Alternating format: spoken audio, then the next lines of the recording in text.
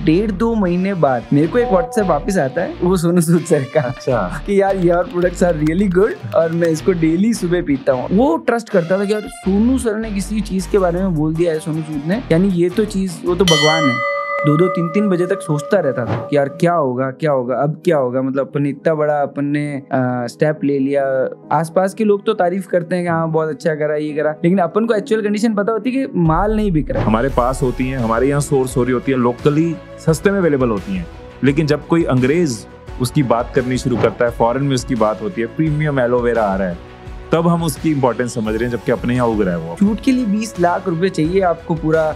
आप कोई छोटे मोटे एक्टर के साथ नहीं कर रहे हो, आप बहुत बड़े एक्टर के साथ क्रू चाहिए, वैनिटी वैन होगी, हाँ, सेटअप होगा, चाहिए 20 लाख रुपए आपको शूटिंग के लिए चाहिए। और हमारी हिम्मत नहीं हो रही थी कि यार हम यहाँ फंस गए, अब और अपन एक और खड्डे में जाके गिरे, तो हमने नहीं करा। हमने कहा पैसा नहीं है, हम तो नहीं, अब 15 लाख और दे देंगे तो फिर तो बिल्कुल ही चले जाएंगे। तो मैंने कहा फ्लाइट में जाऊंगा तो अफोर्ड नहीं कर पाऊंगा। मेरे को लगा फ्लाइट अफोर्ड नहीं कर पाऊंगा, क्योंकि हम लोग मतलब 1000, 2,000 के लिए बहुत वो माथाफोड़ी होती थी। ना IIT IIM की कोई डिग्री, ना कोई फंडिंग, ना कोई बैकग्राउंड, लेकिन श्रवण जी के अंदर एक चीज थी, वो था बिजनेस करने का कीड़ा। उसके बाद उन्होंने एक ऐसा आइडिया ढूंढा जो सामने ही था, सबको नजर आ रहा था, लेकिन किसी ने उसको बिजनेस के एंगल से नहीं सोचा। घर की मिक्सी से उन्होंने प्रोडक्ट बनाना शुरू किया, बिजनेस को समझना शुरू किया। कभी खतरनाक गलतियां हुई और कभी मजेदार छलांगे लगी, और आज 100 करोड़ का साल का बिजनेस है। हम सब ये जानते हैं कि बिजनेस करने के लिए इस वक्त जितना स्कोप हमारे देश में ना, इतना पूरी दुनिया में कहीं नहीं है। पर जरूरत क्या है? जरूरत है कुछ चीजों को सही टाइम पे समझने की। और ये पॉडकास्ट उन सबके लिए है जिनके अंदर चुल है कुछ बड़ा करने की, जो समझना चाहते हैं कि कैसे कोई आम इंसान भी एक खास बिजनेस बिल्ड कर सकता है, कैसे आइडिया ढूंढना है, कैसे उसको टेस्ट करना है, शुरू के कस्टमर्स कैसे ढूंढने हैं, एक बड़े ब्रांड के साथ जुड़ना कैसे है, मार्केटिंग के लेसन्स, प्रोडक्शन के लेसन्स, ब्रांड कैसे बनाना है, फिर उसको 100 करोड़ तक स्केल कैसे करना है, ये सब आपको एक ही वीडियो में मिल जाएगा। मैं आपको ये सजेस्ट करूंगा साथ साथ नोट्स बना लेना, क्योंकि ये सिर्फ एक पॉडकास्ट नहीं है, ये आपके लिए एक ट्रेनिंग प्रोग्राम होने वाला है। श्रवण जी, बहुत बहुत स्वागत है आपका हमारे शो पे।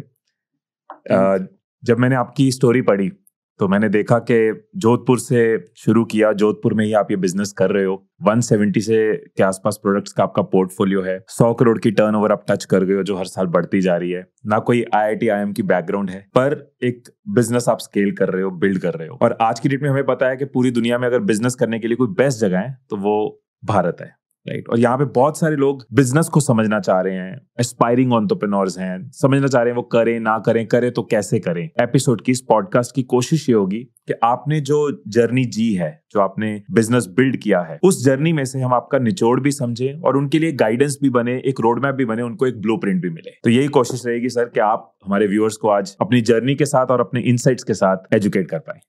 सर, आज की डेट में एक बड़ी टर्नओवर है, लेकिन हमें भी पता है किसी भी चीज की जो शुरुआत होती है वो एक स्मॉल स्टेप से होती है, एक छोटी शुरुआत होती है। तो कृष्ण आयुर्वेदा के केस में शुरुआत कैसे हुई, वो पहला कदम क्या था, जिसको हम स्टार्टअप की दुनिया में PMF कहते हैं, प्रोडक्ट मार्केट फिट कहते हैं। हाउ वाज योर जर्नी, वो शुरुआत कैसे थी? मैं बीकॉम में था और इसके बाद एक नेक्स्ट स्टेप था कि मेरे को MBA करना है या फिर बीकॉम में ही करना है, क्या करना आगे। तो जब मैंने देखा कि MBA करने के लिए 7 लाख 8 लाख की फीस थी, और मेरे कुछ IIM IIT मैंने इसकी जरूर प्रिपरेशन करी थी, कैट की, लेकिन उसमें कुछ अच्छे परसेंटाइल नहीं आए थे। तो सोचा कि कोई अच्छा कॉलेज तो मिलने वाला नहीं, और जो कॉलेज मिलने थे वो लेविश टाइप, और 7-8 लाख रुपए फीस थी शायद से उनकी साल की। तो सोचा कि इससे अच्छा तो वो पैसा मैं धंधे में इन्वेस्ट करूंगा। ये सोच के जब मैं बीकॉम फाइनल ईयर में था, around second year final year में, कुछ हम लोगों ने सोचना शुरू कर दिया था कि क्या करें। तो पर्सनली मेरा ये था कि फादर का अच्छा बिजनेस था, और अभी भी है, वो आयरन स्टील का वो लोग ट्रेडिंग करते हैं, तो वो अच्छा स्केल पे चल रहा था। लेकिन वहां पर कुछ मेरे लिए स्कोप ज्यादा नहीं था। उसके अलावा मेरे को जो लगता था कि ऐसा कुछ करूं जहां मार्केट वर्ल्ड हो। तो ये सोचते हुए कुछ लाइन ढूंढने लगे हम लोग, और फादर जिस लाइन में थे, आयरन स्टील की लाइन, वहां अगर हम लोग कुछ मैन्युफैक्चरिंग का डालें तो वहां 2 करोड़ 5 करोड़ 1 करोड़ 50 लाख, इससे नीचे तो कोई बात मतलब सोच भी नहीं सकते आपके कोई मैन्युफैक्चरिंग लाइन डालो। तो फिर सोचा कि कम इन्वेस्टमेंट में क्या शुरू हो सकता है। तो हमने एक फूड की लाइन सोचा कि वहाँ ट्राई करते हैं। तो कुछ एग्जीबिशंस अटेंड करने गए, कुछ एग्जीबिशंस अटेंड करने गए हम लोग, हमने वहाँ देखा कि क्या कर सकते हैं, 3-4 एग्जीबिशंस अटेंड करे, कुछ समझ नहीं आया। तो जयपुर में एक एग्जीबिशन था, वहाँ पर भी कुछ समझ नहीं आया, लेकिन जाते जाते एक सरदार जी मिले। उन्होंने आई डोंट नो वो अभी क्या वो मशीन बेच रहे थे कि कोई प्रोडक्ट बेच रहे थे, मेरे को वो क्लिक नहीं कर रहा है, लेकिन उनने एलोवेरा पे मेरे को 1 घंटे आई थिंक उनने पूरा ब्रेन वॉश करा मेरा। अच्छा, एग्जीबिशन पे मिले आपको? हाँ, एग्जीबिशन पे हम एग्जिट कर रहे थे। अच्छा। तब एक स्टॉल थी, हम वहाँ रुके, सरदार जी थे, उनने उनसे ऐसी बात करी कि क्या करना चाहिए, हम लोग ऐसा कुछ कर रहे हैं। तो एक सरदार जी ने 1 घंटे हमको एलोवेरा पे पूरा ज्ञान दिया। मतलब उनने बताया कि एलोवेरा ये इतना बड़ा होगा, ये होगा, ये आज की तारीख में भी इसकी इतनी इम्पोर्टेंस है। और उस टाइम मतलब तो फिर हमको लगा यार ये एलोवेरा की बात कर रहे, होता क्या एलोवेरा? किस साल की बात है ये? 2007 की बात है। 2007 की। अब तो एलोवेरा ट्रेंड में है, उस टाइम पे एलोवेरा एक नई चीज थी। हाँ, और जो हेल्थ कॉन्शियस नहीं थे उनके लिए बिल्कुल भी नई चीज थी। हाँ। जो इस फील्ड में थे आयुर्वेद में, उनके लिए हो सकता है वो कुछ या फिर हेल्थ रिलेटेड चीजें थी जो यूज करते थे। तो मेरी एज शायद से उस टाइम 22 इयर्स थी, तो मैंने तो इसको एक्सप्लोर नहीं किया था। तो उनने बोला कि अच्छा, उनने बताया ये पूरी बात, तो हमको लगा कि यार ये तो बहुत बड़ा कुछ बता रहे हैं, होता क्या एलोवेरा देखें। तो हम लोग फिर वापस जोधपुर आए, वहाँ देखा एलोवेरा के बारे में, थोड़ा ढूंढा, थोड़ा नेट पे ढूंढा, जनरली फिर बात करी लोगों से, तो फैमिली फ्रेंड्स थे तो कि बीकानेर में एलोवेरा की सब्जी खाते हैं। अच्छा। वहाँ लोकल में इसको ग्वार पाठा बोलते हैं। हाँ। तो इसकी सब्जी खाते हैं। तो हमको लगा यार सब्जी खाते हैं यानी कुछ तो फायदा होगा या कुछ अच्छी चीज होगी, क्योंकि हमको ये भी नहीं पता था कि एलोवेरा को पीने के बाद आदमी के कुछ हो तो नहीं जाएगा कहीं। मतलब वो कैक्टस जैसा पौधा लगता था कुछ, तो थोड़ा सा वैसा था। लेकिन फिर पता पड़ा कि इसमें बीकानेर में लोग इसकी सब्जी खाते हैं। घुटनों के दर्द में लोग एलोवेरा के पल्प का आटे में उसन के उसकी रोटी बना के खाते हैं। तो ये सारी चीजें ट्रेडिशनली जो यूज हो रहे थे ना, लोग अगर किसी के बहुत ज्यादा जॉइंट पेन होता था तो लोग बांध लेते थे उसको हल्दी लगा के अपने पेन पे। तो ये सब चीजें हमने सुनी, तो हमको लगा एलोवेरा में कुछ तो है। फिर धीरे धीरे इसकी मैन्युफैक्चरिंग के बारे में सोचना शुरू किया, और एक फर्स्ट स्टेप हमने एक मिक्सी लेके एक एलोवेरा का जूस बनाया था, मेरे को ये याद है। हाँ, तो आपका जो मैन्युफैक्चरिंग प्लांट पहला था वो एक मिक्सी थी। हाँ। जिसके अंदर आपने जूस बनाया। एक चीज आगे चलने से पहले जो मैंने बड़ी अच्छी आपकी ऑब्जर्व करी है वो ये है, जो कि सबके लिए बड़ी इंपॉर्टेंट है, कि हंटिंग करनी कितनी जरूरी है। अगर आपने सोचा कि कुछ करना है तो आपने उसके लिए एग्जीबिशंस में जाना शुरू किया। अब एग्जीबिशन में गए तो वहां किसी से बात हुई तो आपको एक कॉन्सेप्ट मिला।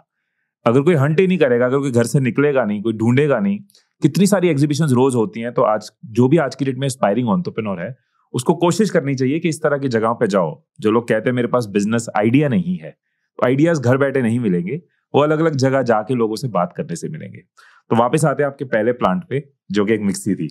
तो उसके बाद क्या हुआ? आपने मिक्सी में एक जूस निकाला। सो हमने मिक्सी में अराउंड 50 लीटर जूस निकाला होगा। तो 50 लीटर जूस निकाला, उसको फिल्टर किया, और अराउंड 30-40 बॉटल्स भरी होगी हमने। तो वो जनरल एक कहीं से मार्केट से हम लोग वाइट पेट बॉटल ले आए थे, उसको भरा और हमने अपने रिलेटिव्स को दिया। तो उनको एक जनरल एक फीडबैक कि भाई जैसे आज कोई भी आप घर में भी कोई डिश बना रहे हो या कुछ चीज़ अच्छी बना रहे हो, तो हम अपने फैमिली फ्रेंड्स को दोगे कि यार बताओ कैसा लगा। वैसे ही हमने किया उसको, तो लोगों का रिव्यू बहुत अच्छा आया कि हाँ यार पेट साफ हो रहा है, अच्छा लग रहा है। बहुत कोई बड़ा रिव्यू नहीं था, लेकिन यही था कि भाई हेल्दी है, मतलब कुछ नुकसान नहीं है, कड़वा बहुत है लेकिन। तो मैंने कहा ठीक है चलो। लेकिन फिर उसके बाद उसको उसमें कुछ ना कुछ और करने लगे। मतलब उसमें हमने उसका एक्सट्रैक्ट बनाया। उस टाइम ये एलोवेरा है ना, ये यूएस से इंपोर्ट होता था इंडिया में। अच्छा। हाँ, एक ब्रांड था फॉरएवर लिविंग करके, वो इंडिया में इसको 1200 रुपये लीटर बेचता था। अच्छा। जबकि एलोवेरा था उस टाइम हमारा राजस्थान में 3 रुपए किलो। तो 1200 रुपये लीटर वो जूस मल्टी लेवल मार्केटिंग में इसको सेल करते थे। ये भी हो सकता है कि सोर्स यहीं से करते हो एलोवेरा, और वहां से पैकेजिंग होके प्रोसेसिंग होके आता हो। ये मेरे को बाद में बात पता पड़ी कि अच्छा। यही होता था। लेकिन फिर वहां पर भी फार्म्स डेवलप हो गए थे। अच्छा। मतलब कई लोग यहाँ से कंसंट्रेटेड पाउडर्स ले जाते थे, और कई लोग वहां से पाउडर यहाँ बेच के और यहाँ उसको वापस से उसको डाइल्यूट करके और सेल करते थे। तो सारी चीजें चल रही थी। लेकिन एलोवेरा जूस के नाम से बहुत ही प्रीमियम कोई चीज बिकती थी।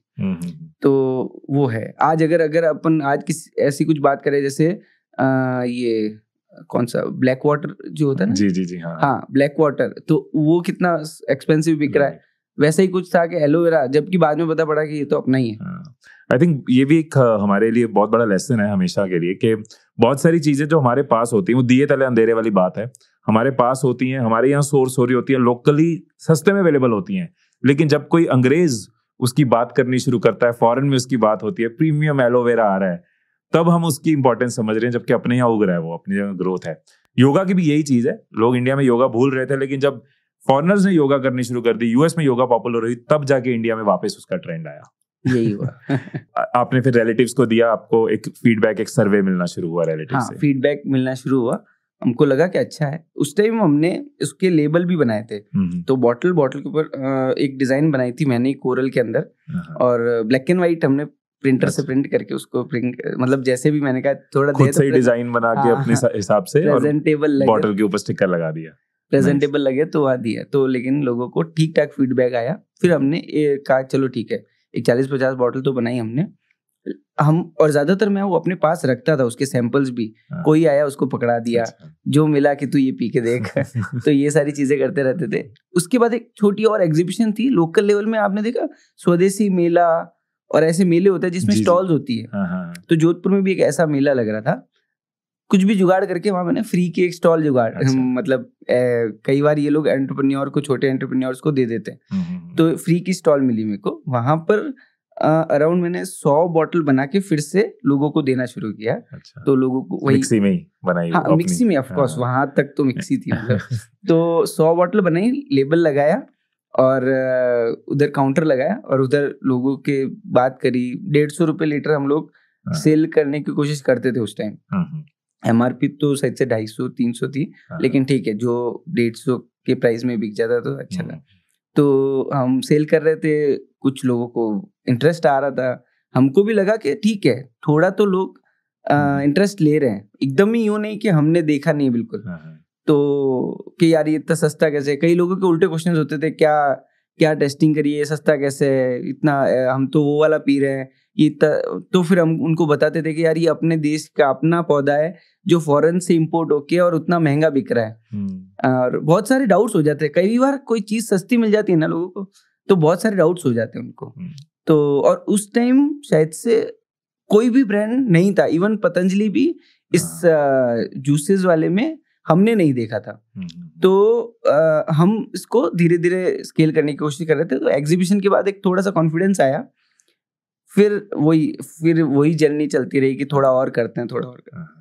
आई थिंक जब भी हम कोई ऐसी चीज लाते हैं जिसकी मार्केट में अवेयरनेस नहीं है, तो हमें कोच करना भी बहुत जरूरी है। वहां पे जो आपने एग्जीबिशंस में भी किया, लोगों को गाइड किया कि क्यों ये चीज इंपॉर्टेंट है, इसके क्या फायदे हैं, बाहर इतने की मिलती है। तो शायद किसी भी एंटरप्रेन्योर के लिए कोचिंग, एजुकेट करना, अवेयरनेस देना उसकी एक इम्पॉर्टेंट टास्क बन जाता है, अगर वो कोई ऐसी चीज ला रहा है जिसकी ऑलरेडी मार्केट में एक नीड नहीं है।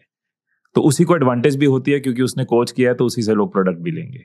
हाँ, इसके अलावा ये हम लोग जैसे जो इम्पोर्टेड आ रहा था वो ज्यादातर गट हेल्थ के लिए था, लेकिन हमारे लिए इसका यूज केस था कि जॉइंट पेन, गंठिया के लिए इसको रामबाण इलाज कहा जाता है आयुर्वेद में। और जनरली लोग जो ट्रेडिशनल लोग हैं वो जो जानते हैं इसको, बोलते हैं गंठिया भाई है तो ग्वार पाटो आप यूज करो। अच्छा। तो इसीलिए हम लोग उसको पिच कर रहे थे। तो लोगों को लगा, हाँ यार मेरे भी जॉइंट्स में दर्द हो रहा है, आई ट्राई ऐसा। तो इसमें श्रवण जी ऐसा चैलेंज नहीं आया कि एक आयुर्वेदिक थोड़ा सा बॉडी के अंदर जाने वाली चीजें हैं, ये एलोवेरा जूस है, ये अंदर जाना है, किसी ने कंज्यूम करना है, तो लोगों के ऐसे सवाल नहीं आए कि आप डॉक्टर नहीं है, या आप कैसे सजेस्ट कर सकते हैं, या आपको ऐसा डर नहीं लगा कि हम कोई ऐसी चीज दे रहे हैं जो कल को लोग क्वेश्चन कर सकते हैं? क्या था, ये हमने उस टाइम ये आयुर्वेदिक नहीं था, जब हमने बनाया तब आयुर्वेदिक लाइसेंस में नहीं बनाया, हमने इसको एज अ फूड बनाया, वेजिटेबल जूस एज एलोवेरा को FSSAI में वेजिटेबल ये लोग गिनते हैं, तो एज अ वेजिटेबल जूस बनाया इसको। नो डाउट लोगों के डाउट्स थे कि यार ये कैसे है, कुछ हो गया तो हमको कुछ प्रॉब्लम हो गई। तो हम लोगों ने, हमारे साथ कुछ फ्रीलांसर्स थे जिसमें केमिस्ट थे, वैद्य थे, इन सब की कंसल्टेंसी बनाया था, और वही चीज हम उनको प्रेजेंट कर रहे थे कि अंडर द गाइडेंस बना हुआ है। और उसके अलावा क्या लोकल था, हम लोग दिल्ली नहीं आए बेचने के लिए, हम जोधपुर ही बेच रहे थे। तो जोधपुर में लोग ग्वारपाठा जानते थे थोड़ा, तो उनको पता था यार पीने से ऐसा तो कोई नुकसान नहीं होने वाला, नेचुरल चीज है ये। तो और इवन हमारे काउंटर से तो जो भी ले जाता था वो पहले कहता था पहले इसको आप टेस्ट करो फिर मैं टेस्ट करूंगा। तो कड़वा बहुत था, तो मतलब एक किस्से में तो मैंने टेस्ट किया और मेरे को ही अजीब सा लगा, क्योंकि कड़वी चीज मैं भी नहीं पीता था उस एज में। तो इसलिए लेकिन इस तरीके से आपने लोगों का ट्रस्ट, क्योंकि आपको ट्रस्ट था अपने प्रोडक्ट पे, आप अपने हाथों से बना रहे थे, तो आपको पता था कि ये चीज लोगों को फायदा देगी। इवन जैसे आप समझ लो कि कोई भी अगर घरेलू लेडी है वो जाके कोई अपने फूड काउंटर लगा रही है, तो हमारा उतना ही फ्रेश था, मतलब कल बना और आज हम लोग उसको बेचने आ रहे थे, तो हमको पता था कि ये था। इवन हमने उसकी स्टेबिलिटी के लिए 4 महीने 6 महीने तो हमने स्टडी कर ही लिया था, लेकिन इतना कोई लॉन्ग टर्म नहीं था, इतना कोई वास्ट प्रोडक्शन भी नहीं था कि वो इमीडिएट खराब हो जाए। उस टाइम नो डाउट मैं ये कहूंगा कि रिसर्च थोड़ी कम थी, लेकिन प्रोडक्ट अच्छा था। तो ये एक छोटा सा स्केल आपने पकड़ा कि आपने लोकल लेवल पे एग्जीबिशन पे किया, आपने बॉटल्स बनाई, सेल करी। इसके बाद कैसे हम अपने नेक्स्ट स्टेप पे आए, इसको बड़ा कैसे किया? तो जब हम ये बेच रहे थे तो एक सिंगल प्रोडक्ट के साथ थोड़ा हमको लगा यार मुश्किल होगा, तो हमने साथ साथ आंवला जूस बनाया। जैसे हमको पता पड़ा कि अब ये प्रिजर्व है, it is okay to sell, हम रियल टाइम स्टडी भी करते थे उसकी, इन केस उसको आज हम लोग बहुत डॉक्यूमेंटेड कर सकते हैं, उस टाइम इतनी डॉक्यूमेंटेड नहीं थी, लेकिन रियल टाइम हम उसको एनालाइज करते थे कि खराब नहीं हो रहा, चल रहा है, बैच का सैंपल रखा हुआ वो सही है। ऐसे करके हमने फिर आंवला जूस भी लॉन्च किया, और हमने कुछ 3-4 एलोवेरा बेस्ड कॉस्मेटिक भी लॉन्च किए। एक शैम्पू लॉन्च किया, एक फेस वॉश और एक एलोवेरा जेल। तो ये 5 प्रोडक्ट थे जो हम लोग स्टार्टिंग में ये कर रहे थे और एग्जीबिशंस लगा रहे थे, एक से दूसरी, दूसरी से तीसरी, तीसरी से चौथी, मतलब ऐसे कर करके थोड़ा सा स्केल बढ़ाने की कोशिश कर रहे थे। और एक यहाँ पे सवाल आ रहा है, बीच में रोकूंगा आपको। जनरली जब कोई एक प्रोडक्ट से शुरू करता है तो अब उसको लगता है कि मुझे और प्रोडक्ट ऐड करना है, ये हर किसी के साथ होगा जब वो इस जर्नी में जाएंगे। तो आपने नीड समझी कि कैसे डिसाइड किया कि हमें सेकंड प्रोडक्ट ये रखना है, थर्ड प्रोडक्ट ये रखना है, वो डिसीजन कैसे लिया गया? जब हम इसको थोड़ा कर रहे थे तो ये एलोवेरा भी देसी प्रोडक्ट, मतलब एलोवेरा का जूस चल रहा था, साथ साथ आंवला का जूस का भी ट्रेंड था। तो इसीलिए आंवला जूस भी हमने लॉन्च किया, और उस टाइम शायद से पतंजलि का भी आंवला जूस भी आ गया था, तो शायद उसको देखते हुए हमने ये एक और प्रोडक्ट ऐड ऑन करा। फिर कॉस्मेटिक्स भी, एलोवेरा बेसिकली ज्यादा कॉस्मेटिक्स में ट्रेंडिंग था, तो 2-3 कॉस्मेटिक्स भी बनाया हमने इसको लेके। और सबसे बड़ी जो मेरे को वो लगता है कि हमने एक अच्छा किया या बुरा आई डोंट नो, लेकिन कंसल्टेंट नहीं था हमारा कोई। तो ये चीज मेरे को बाद में पता पड़ी कि जब हमने कोई बड़े मैन्युफैक्चरर से अप्रोच किया कि यार हमको एलोवेरा जूस बनाना है, प्रॉपर अब मशीन चाहिए, ये चाहिए, तो कंसल्टेंट आया उसमें जब, तो उसने बताया कि इसमें तो 30% तो पानी ऐड करना होता है, और हम लोग तो एक बूंद भी पानी ऐड नहीं कर रहे थे। तो लेकिन फिर कभी कंसल्टेंसी तो नहीं ली।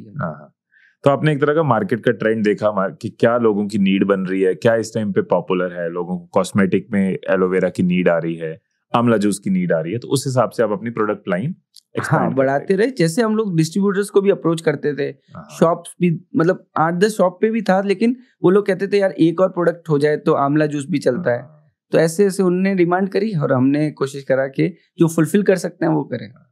जब हम डिस्ट्रीब्यूटर्स के पास जाते हैं तो अब कोई बड़ा ब्रांड है, पुराना ब्रांड है, उसको तो वेलकम हो जाता है, कोई नया है उसको भी लोग जानते नहीं है, वो मार्केट में पोजीशन बना रहा है, तो डिस्ट्रीब्यूटर भी उतना वेलकमिंग नहीं होता, शायद कैश भी नहीं होता, उधार ही चलता है। तो क्या चैलेंजेस आए और कैसे आपने डिस्ट्रीब्यूटर्स के पास अपना माल रखवाया? डिस्ट्रीब्यूटर पे तो नहीं रखवाया फर्स्ट डे में, पहले एग्जीबिशंस करे, फिर मिलने वाले कहीं से कॉन्टेक्ट्स निकाल के 5-6 रिटेलर्स पे रखा है। अच्छा, रिटेलर्स के पास पहले? हाँ, रिटेलर्स पे पहले आए, क्योंकि डिस्ट्रीब्यूटर तो जब तक मार्केट में डिमांड नहीं होती वो हाथ नहीं डालता। तो रिटेलर को तो आप कैसे भी पुश करके यार मैं वापस ले लूंगा, नहीं बिका तो ट्राई कर लो, इतना मार्जिन है यार, पैसे मत देना, 2 बॉटल बेच के किसी का फीडबैक तो ले ले। तब आप खुद जाते थे रिटेलर्स के पास? पर्सनली मैं खुद जाता था, और मतलब 4 जने तो कुल ही थे हम लोग, तो खुद ही करना है सब कुछ, करता धरता हम ही थे, मतलब एक पीछे सपोर्ट में स्टाफ था जो मैन्युफैक्चरिंग का थोड़ा सा देख लेता था। और बहुत छोटा सा मतलब मे बी 10x10 का एक लैब टाइप फैक्ट्री था हमारा, मतलब तो ट्रायल करने के लिए। और हमने ना मतलब वैसे 2-3 टैंक्स लगा रखे थे, फिल्टर होता था, टैंक में भरा, हाथ से भरते थे और बॉटल्स बस लेबल, अगला दिन होता था लेबल लगाएंगे, अगला दिन होगा कुछ और करके उसको पैक करेंगे। तो वैसे था, बहुत छोटा स्किल था। तो वैसे मतलब रिटेलर्स के पास जब हम लोग जाते थे तो उससे ऑन अप्रूवल उस प्रोडक्ट का रखवा देते थे। अब बिका तो पैसा ले जाना, नहीं बिका तो प्रोडक्ट ले जाना। अच्छा, सो रिटेलर्स के पास आपका प्रोडक्ट आपने रखना शुरू किया, फिर आगे कैसे बढ़े हम? तो यूं चलता रहा आगे। तो मैं आपको कहूँगा वहाँ पर चीज़ें नहीं बन रही थी, क्योंकि जहाँ पर जाते आधा पैसा डूबता, आधा पैसा आता, पता ही नहीं पड़ता था प्रॉफिट में है नुकसान में है।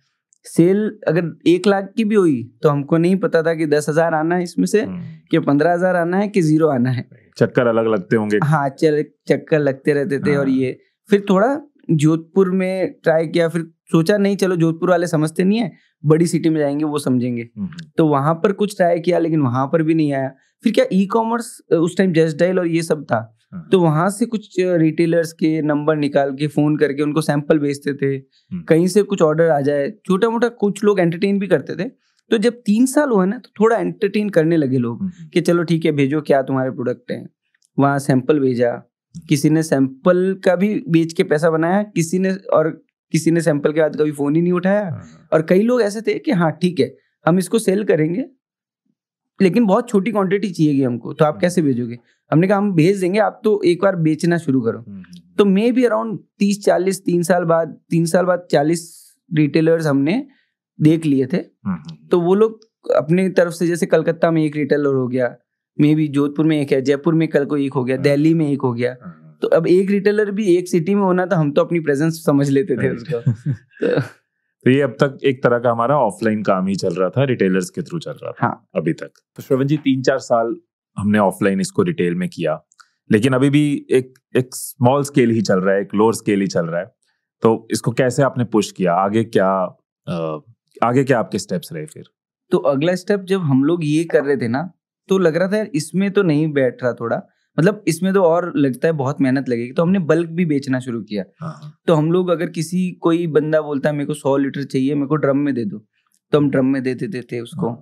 अच्छा, एक एलोवेरा का अर्क बनता है जो कॉस्मेटिक्स में ज्यादातर यूज होता है, तो हमने डिस्टिलेशन शुरू कर दिया था उसका। तो डिस्टिलेट हम बेचना शुरू कर रहे थे कुछ कॉस्मेटिक इंडस्ट्रीज को। तो उनके लिए एज ए इंग्रेडिएंट ये एक रॉ मटेरियल हो गया था। उसी दौरान हम उधर नेपाल में भी, जैसे ये फॉरएवर लिविंग जो इंडिया में था ना, जैसे एक मल्टी लेवल मार्केटिंग के ब्रांड है, वो इंडिया में थे, नेपाल में भी एक ऐसा ब्रांड था जो ये सारे चीजें मल्टी लेवल में, वहां पर 1800 रुपए की बॉटल थी वो, इंडियन रुपीस। तो वो और प्रीमियम था वहां पर। तो वहां से किसी का कॉल आया, क्योंकि जो ये ब्रांड था मल्टी लेवल का, जो अमेरिका का था, वो यही जोधपुर से सप्लाई कर रहा था कोई बंदा। तो उधर से किसी का फोन आया कि आप लोग भी एलोवेरा जूस बनाते हो, क्या आप ऐसा प्रोडक्ट हमको दे सकते हो?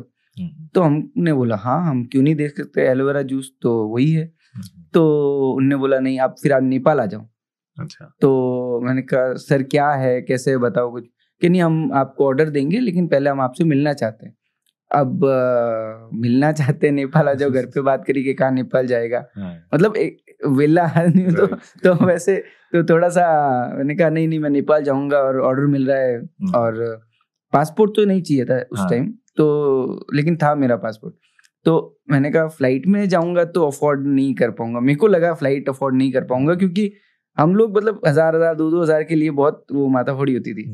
तो मैंने यहाँ से जोधपुर से दिल्ली आया, दिल्ली से सुनौली बॉर्डर के लिए ट्रेन जाती है, गोरखपुर जाती है। जी गोरखपुर। हाँ। गोरखपुर से सुनौली बॉर्डर, और फिर आप काठमांडू जाते हो जी।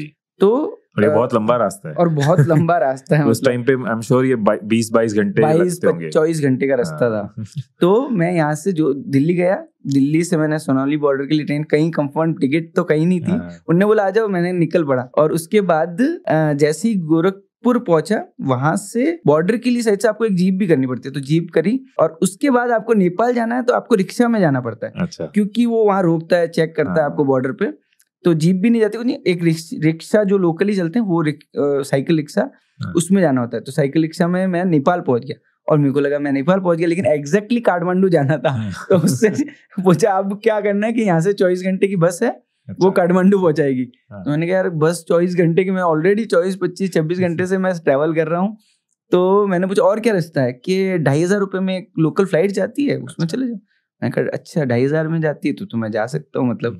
और मेरे को नहीं पता वो फ्लाइट 5,000 में दिल्ली से भी जाती थी। अच्छा। तो मेरी रिसर्च वहाँ नहीं करी थी मैंने, मतलब उस तरफ गया ही नहीं। मैंने कहा क्या पता कितनी महंगी होने वाली है। फ्लाइट सोचते ही माइंड में आता है कि उस टाइम बहुत से बाहर जाना है और महंगी फ्लाइट होगी। हाँ, तो फिर मैंने कहा ठीक है, वहां पर ये थ्रू एयरलाइंस चलती थी फ्लाइट, छोटी सी फ्लाइट होती थी, तो वहां से मैं पहुंच गया काठमांडू।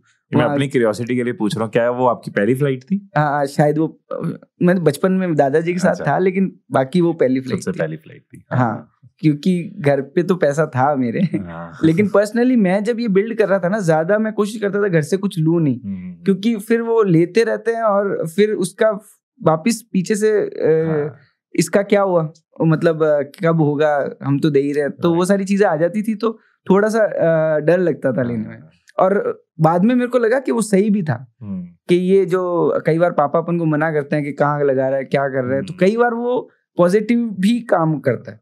लेकिन एक खुद की फीलिंग भी है कि इसको बिल्ड करना, उसके साथ एक एसोसिएशन होती है। जब आप किसी चीज को स्क्रैच से बिल्ड करते हो, एक एक रुपया जोड़ के उस पर लगाते हो, चाहे फैमिली की बैकग्राउंड कैसी भी हो, लेकिन वो अपना कॉन्फिडेंस, अपनी एसोसिएशन, अपना प्यार उस व्यापार के साथ, वो उसके साथ ही बनता है जब आप उसको बिल्ड करते हो। वो तो अपन साथ ही बनता है। तो आप नेपाल पहुंच गए?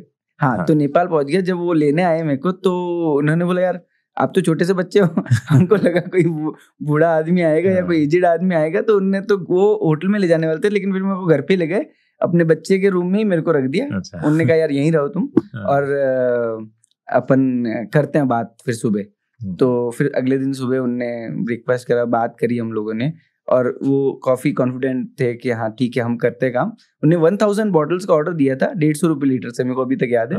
और 1 लाख रुपए का डीडी बना के दिया था, नेपाल का डीडी बनाता है, SBI बैंक है वहां पर भी। वो लेके फिर मैं आया, और मैं बहुत खुश था कि 1 लाख रुपए का ऑर्डर आया। एंड आया और यहाँ प्रिपरेशन करनी शुरू करी कि 1000 बॉटल पैक करनी है अपन को और नेपाल भेजनी है। तो वो एक था, उसमें वो भेजी, फिर सेकंड, फिर थर्ड ऑर्डर, ऐसे करके। लेकिन थे छोटे छोटे ऑर्डर ही।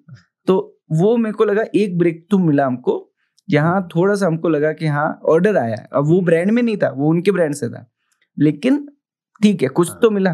तो एक तरह का भी हमारा एक ये बिजनेस स्टार्ट हुआ है, जिसमें हम सप्लाई कर रहे हैं बल्क में दूसरे ब्रांड्स को जो अपने लेबल के साथ बेच रहे हैं, लेकिन प्रोडक्ट हमारा है। और सेम चीज हम यहाँ कर रहे हैं, उनको हमने 1000 बॉटल्स दी, लेकिन ब्रांड उनका है, प्रोडक्ट आप मैन्युफैक्चर कर रहे हो। अभी आपका ये वाला एक लाइन ऑफ बिजनेस कि बल्क सप्लाई हो रहा है एंड प्रोडक्ट सप्लाई हो रहा है, लेकिन ब्रांड दूसरों का लग रहा है। हाँ, ब्रांड दूसरों का लग रहा है, अपना ब्रांड भी है, लेकिन वो कहीं बिल्ड नहीं कर पा रहे हैं, क्योंकि ऑफलाइन में कर रहे थे, ट्राई तो कर रहे थे, लेकिन नहीं हो पा रहा था। तो इस, और कई लोगों को ड्रम्स में भी दे रहे थे, तो वो या तो उसको रीपैक कर रहे थे अपने ब्रांड में, या कुछ और कर रहे थे। तो आपको ये नजर आ रहा था कि मार्केट में ये चीज ग्रो तो कर रही है, अगर मेरे लेवल से नहीं उतना चल रही, तो दूसरे अपने लेवल से चला रहे हैं, तो स्कोप तो है। हाँ, स्कोप तो है, और अपन को काम तो मिल रहा है, 2 पैसे तो बन रहे हैं। जो इतनी मेहनत हम लोग कर रहे हैं, तो कुछ तो पैसे बने। बिल्कुल। तो थोड़ा फ्लो आता है तो कॉन्फिडेंस आ जाता है, मतलब। तो वैसे ही करके, ऐसे ही एक कलकत्ता में एक शॉप पे हमने प्रोडक्ट दे रखा था। तो वहां पर क्या हुआ कि बैद्यनाथ वाले कुछ कॉस्मेटिक्स ढूंढ रहे थे एलोवेरा में। मतलब बैद्यनाथ जनरली कॉस्मेटिक्स में नहीं है, वो ज्यादा मेडिसिन में है। तो वो लोग वहां पर उनमें से कोई वहां रीच करता है उस आउटलेट पे, और हमारे प्रोडक्ट उठाता है। मतलब एक ही आउटलेट पे था कलकत्ता में, वहीं से उठाया। तो और वहां से मेरे को 2-3 मेल आए कि वी वांट टू दिस। तो मेरे को याद है, मैंने 3 मेल डिलीट करे थे। मैंने कहा यार ये क्या, ऐसा क्यों? अब मेरे को लगा कहाँ बैद्यनाथ मेरे को कांटेक्ट करेगा। अच्छा, आपको लगा स्पैम है कोई? हाँ, कोई स्पैम कर रहा है या कुछ कर रहा है, पता नहीं क्यों। लेकिन मैंने आज मेरे को लगता है यार, मेरे को पहले मेल में मैंने रिप्लाई क्यों नहीं करा। मतलब मैं ट्राई मार लेता, लेकिन उस टाइम शायद से आप उस स्कोप में या उस थॉट में ही नहीं होते कि बैद्यनाथ आपको अप्रोच कर सकता है, तो उतनी बड़ा ब्रांड आपको अप्रोच कर सकता है। तो फिर एक कॉल आया कि हम आपको मेल कर रहे हैं, आप क्यों नहीं रिप्लाई कर रहे हो। तो मैंने कहा अच्छा, मेरे को तो पता नहीं था कि आप कलकत्ता आ जाओ। मैंने कहा हाँ मैं आ जाता हूँ। तो फिर मैं कलकत्ता निकल गया। फिर वही वहाँ कलकत्ता पहुँच के फिर उधर उनसे बात हुई तो एक बहुत छोटा सा उन्होंने कहा हम कॉस्मेटिक्स में कुछ देख रहे हैं, ये एलोवेरा क्या आपके ठीक लगे तो हम छोटा छोटा हम इसको लॉन्च करना चाहते हैं। कहा ठीक है। तो ये बात हो गई थी, मतलब डायरेक्टर की डॉटर थे उनके साथ, तो वही उस प्रोजेक्ट को लीड कर रहे थे। तो जाते जाते उन्होंने बोला कि आप हमारे डायरेक्टर से भी मिल लो। मैंने कहा ठीक है सर, मिल लूंगा। तो उनने मतलब लेके गए उनके कैबिन में, तो उन्होंने बोला और क्या करते हो आप लोग? तो कहा कि हमने कहा हम मेजर तो जूसेस बनाते हैं, हम लोग आंवला जूस, एलोवेरा जूस। तो एक स्मॉल बॉटल्स होती थी, वो मैंने उनके सामने रखी, उनने पी के टेस्ट किया, उनको अच्छा लगा। तो उन्होंने बोला यार हम भी करते हैं जूसेस। तो मैंने कहा ठीक है। तो वहीं पे on the table rate final हो गया, सब हो गया, और 100 बॉक्स का ऑर्डर मिला, मतलब कार्टन का। एक कार्टन में 12 बॉटल होती थी। तो आई वाज वेरी, मतलब बहुत ज्यादा हैप्पी था कि मतलब ऐसी बड़े ब्रांड ने हमको ऑर्डर दिया है। 1200 बॉटल्स का, 1200 बॉटल का, ऐसे 2 जूस थे, 2400 बॉटल्स का ऑर्डर था। तो आई वाज वेरी, मतलब गए वापस और तैयारी शुरू कर दी कि बड़े ब्रांड से ऑर्डर आया, और मतलब सोचा कि करते हैं इसको। और जब उसके फाइनेंशियल कैलकुलेशंस करी तो बड़ा लॉस में जाएगा। अच्छा। लेकिन क्योंकि अब उस जगह टेबल पे बैठे थे और उस मतलब डायरेक्टर के साथ बैठे थे, और उस टाइम सोचूंगा, बताऊंगा, पूछूंगा, नहीं चलने वाला था। आपने डील क्लोज करने की करी कि चलो एक अच्छा क्लाइंट, एक अच्छा नाम जुड़ रहा है, तो उसको अभी कैप्चर करते हैं। हाँ, अभी कैप्चर करते हैं। अब मेरे को लगा जहाँ ट्रक का भाड़ा 3 रुपए किलो का, वो निकला 7 रुपए किलो। अच्छा। तो ऐसे छोटी छोटी चीजें थी जिसमें लॉस, थोड़ा सा लॉस मेकिंग हो रहा था। लेकिन मैंने कहा नहीं, अब लेके आए तो करेंगे।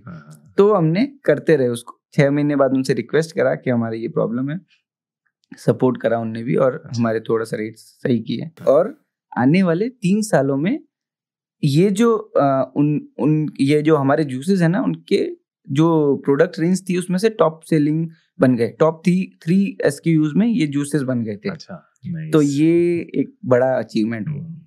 तो एक छोटा सा यहाँ पे सवाल है कि जब कोलकाता में वो गए होंगे किसी रिटेल काउंटर पे, उन्होंने कई सारे वहां पे कॉस्मेटिक्स देखे होंगे, तो क्यों आप ही को उन्होंने कॉल किया? क्या बेसिस होगा कि जब उन्होंने आपके कॉस्मेटिक्स देखे या उनको टेस्ट किया या जो भी उन्होंने किया होगा, या मे बी इंग्रेडिएंट्स देखे, whatever is the reason, आप ही को क्यों कॉल किया? उन्होंने कृष्णा आयुर्वेदा को क्यों अपना वेंडर बनाने का सोचा?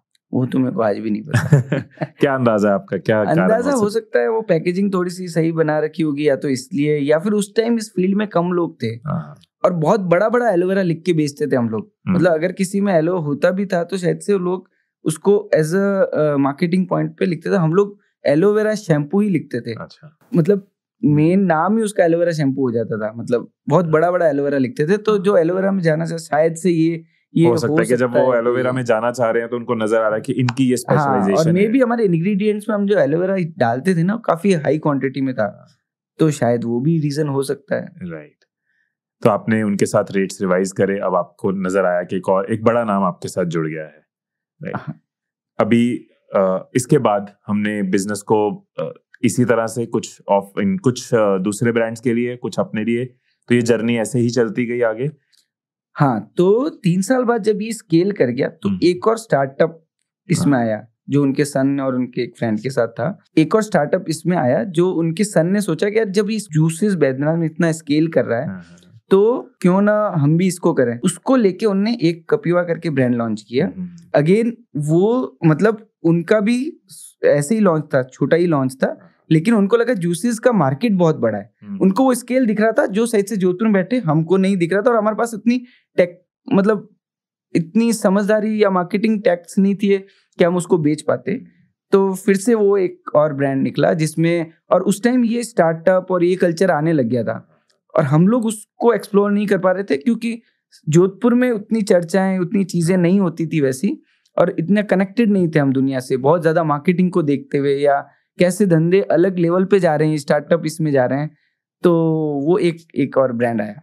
तो एक बड़ा ब्रेक थ्रू कब आया जब आपको लगा कि हाँ अब हम एक बड़ा स्टेप हमने ले लिया? तो जब इस ब्रांड के साथ हमारी जर्नी बहुत अच्छी हो गई और एक और नया स्टार्टअप ब्रांड हमारे साथ जुड़ गया, उसने भी इसको स्केल करने के लिए तैयारियां शुरू कर दी, और साथ साथ हम लोग फिर से अपना ब्रांड भी पिच कर रहे थे लोगों को, और ये थर्ड पार्टी भी कर रहे थे। तो मे बी अराउंड 2-3 साल और निकल गए, मतलब बिजनेस स्टार्ट हुए 6-7 साल हो गए थे।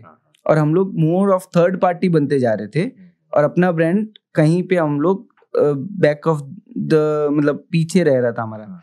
तो फिर कोविड की फर्स्ट वेव आई इसी दौरान, और ये जो ब्रांड ये कपिवा जो था ऑनलाइन, वो वहाँ पर ई कॉमर्स पे स्केल करने लगा। तो वहाँ फर्स्ट वेव के बाद ये, क्योंकि ये स्टार्टअप ऑनलाइन था, ये ब्रांड ऑनलाइन था, तो इनने स्केल किया और हमने ऑफलाइन में जितने भी स्टोर थे ना, वहाँ हमने थोड़ा थोड़ा स्केल किया। तो हमको लगा, अब थोड़ा लगा कि हाँ टाइम आ रहा है अपना, और अच्छा लगा। मतलब हमने कोविड की फर्स्ट वेव में जब सारा लॉकडाउन था, तो ये चैलेंज था कि अब मेडिसिन थी नहीं कुछ उस टाइम, मतलब लोग सोच रहे थे क्या लेना, कोविड हो गया तो क्या होगा। तो लोग कोई घरेलू नुस्खे बता रहा था, रामदेव जी गिलोय बोल रहे थे, और सब लोग अपना अपनी बात कर रहे थे। तो हमको ये लगा, लेकिन लोग ज्यादा आयुर्वेद की बात कर रहे थे उस टाइम, इम्यूनिटी बढ़ाने के लिए लोग नेचुरल चीजें चाह रहे थे। हाँ, इम्यूनिटी बढ़ाने की बात कर रहे थे, और इम्यूनिटी की चीजें तो हमारे पास थी, क्योंकि उस टाइम तक हम लोग गिलोय तुलसी का जूस भी ले आए थे मार्केट में, कुछ और एक दो चीजें भी ले आए थे जो इम्यूनिटी पे काम करती थी। तो उस टाइम हमारे पास डिमांड थी, और ये था कोविड में, हमने तब तक आयुर्वेदिक लाइसेंस भी ले लिया था, हम लोगों ने प्रॉपर एक थोड़ा सेटअप भी अच्छा हो गया था हमारा। और ये था कि अब कोविड में जो इंडस्ट्री जिसकी जरूरत है वो आयुर्वेद है, तो सब कुछ बंद हो रहा था फर्स्ट वे में सब कुछ। तो हमने एक स्पेशल परमिशन रिक्वेस्ट करी गवर्नमेंट से, मैंने अपनी स्टाफ से रिक्वेस्ट करी थी। हम लोग 60-70 लोग थे उस टाइम मैन्युफैक्चरिंग में, तो उसमें से 20 जने रुकने को तैयार हुए थे कि यार ठीक है हम काम करेंगे। और मैंने उनसे रिक्वेस्ट करी कि देखो जो अपन बना रहे हैं ना वो चीज अच्छी है, और यही पे लोगों को भरोसा है, और अभी नहीं कर पाए तो कभी नहीं कर पाएंगे। और इसको दो तरीके से लेते हैं अपन कि या एक तो अपनी ह्यूमैनिटी को एक सर्विस भी हो रही है, साथ साथ अपना बिजनेस भी स्केल होगा।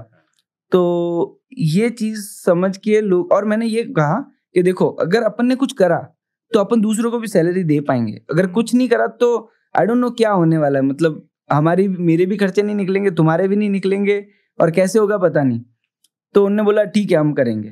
तो हमने कहा ठीक है, जो घर जाए उनको जाने दो, जो रहना चाहे उनका खाने का पीने का, तुम बस 5-6 घंटे काम कर लो, फिर तुम खेलो कुछ भी करो, मेरे को कोई मतलब नहीं है, अंदर तुम्हारे खाने पीने की कोई कमी नहीं आएगी। क्योंकि उस टाइम ये भी था कि आटा दाल चावल भी मिलेगा कैसे, तो उसका भी लड़ाई थी। तो मैंने कहा खाना मैं पूरा फैक्ट्री के अंदर भर लेता हूँ, बंदा मैं रख लेता हूँ बनाने वाला, और तुम लोग बस काम करो और कुछ मत करो।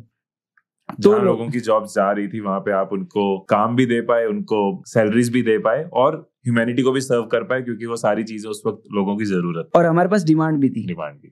तो हम लोग उस टाइम स्केल भी कर पाए। तो 1/4 लेबर के साथ हमने अराउंड 4x मटेरियल बना के दिया ड्यूरिंग दिस फर्स्ट वेव। तो वो हमको बहुत कॉन्फिडेंस बिल्डिंग लगा। मतलब उस टाइम मेरा कॉन्फिडेंस बहुत ऊपर हो गया था कि यार चीज तो बहुत अच्छी मतलब अपन ने कर दी। साथ साथ हमने लगभग 40-50 हजार बॉटल हमने फ्री भी दी उसमें, जो हमने राजस्थान गवर्नमेंट को दी, पुलिस प्रशासन को उन लोगों ने दी।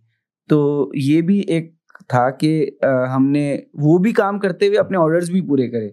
मतलब ऑर्डर्स कहीं में थोड़े कट गए चलेगा, लेकिन वहां पर ये था कि हमको ये भी करना है वो भी करना है।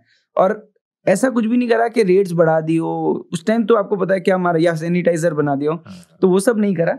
सोचा यही करेंगे और अपने एक सोचते हुए अपने कर्मों को। और ये तो उस टाइम बहुत कॉमन था कि कोई भी ऐसी कोई चीज बेच रहा था, चाहे वो सैनिटाइजर हो, फेस मास्क हो, इम्यूनिटी हो, तो सबने प्राइसेस बहुत बढ़ा दिए थे। हमने वो टाइम बड़ा एक अजीब सा टाइम था जो हम सबने देखा है। तो आप कह रहे हो कि आपने उस टाइम पे अपने प्राइसेस रिवाइज नहीं करे, जबकि पता है कि इस चीज की एक हाई डिमांड है और स्कैर्सिटी है। हाँ, नहीं करे। मतलब हमारा थोड़ा सा इसमें कर्मों में बिलीव है कि आज तकलीफ है तो आपके ऊपर कुछ जिम्मेदारी आई है, तो आप अपना पार्ट प्ले करो, और बाद में लूट तो सभी रहे, मतलब एंड ऐसा पैसा नहीं कमाना। क्या बात है। तो ये सोच बहुत बढ़िया। क्या यही टाइम था जब सोनू सूद जी कृष्णा आयुर्वेदा के ब्रांड एम्बेसडर बने थे? ये फर्स्ट वेव के टाइम की बात है? नहीं।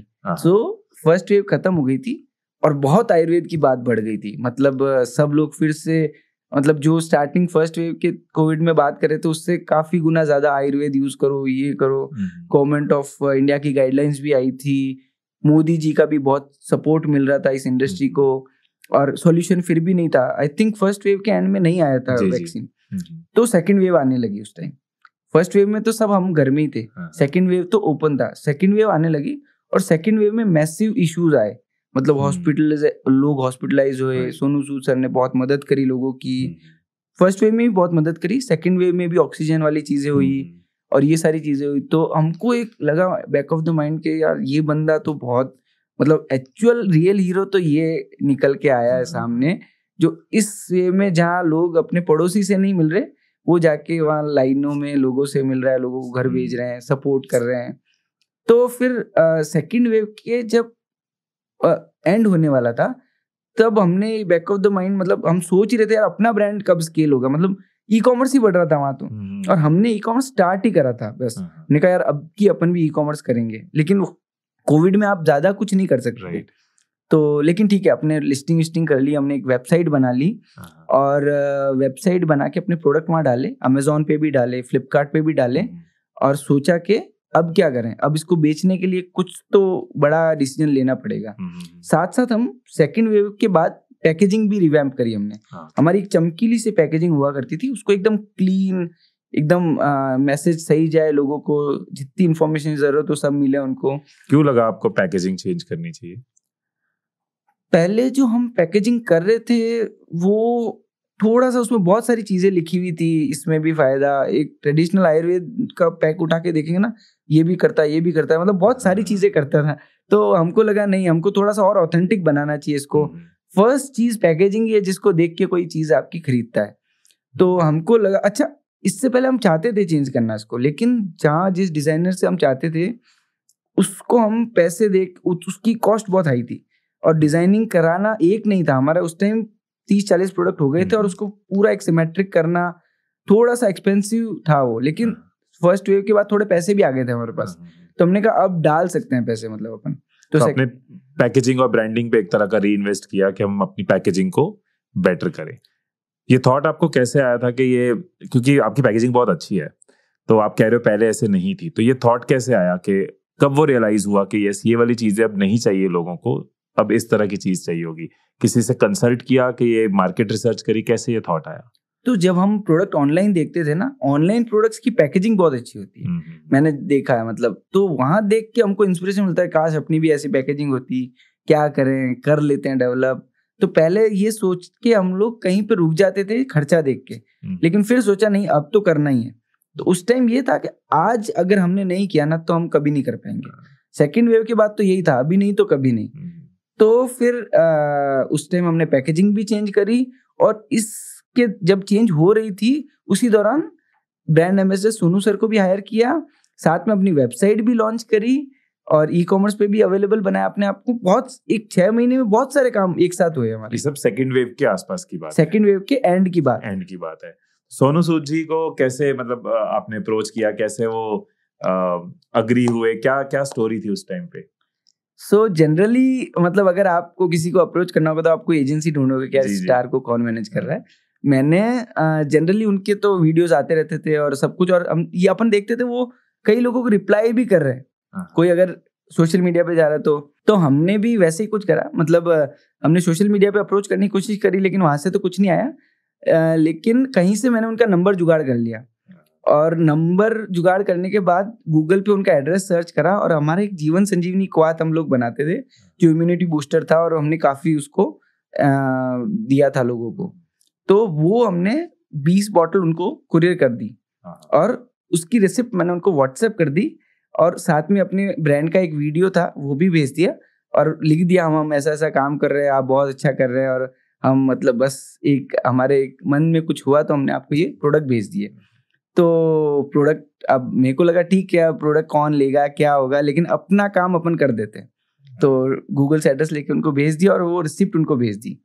सो आई थिंक 1.5-2 महीने बाद मेरे को एक व्हाट्सएप वापस आता है कि वो सोनू सूद सर का, अच्छा कि यार your products are really good और मैं इसको डेली सुबह पीता हूँ। और उन्हें 2 ग्लासेस की फोटो भेजी, एक में गर्म पानी था और एक में वो काढ़ा था।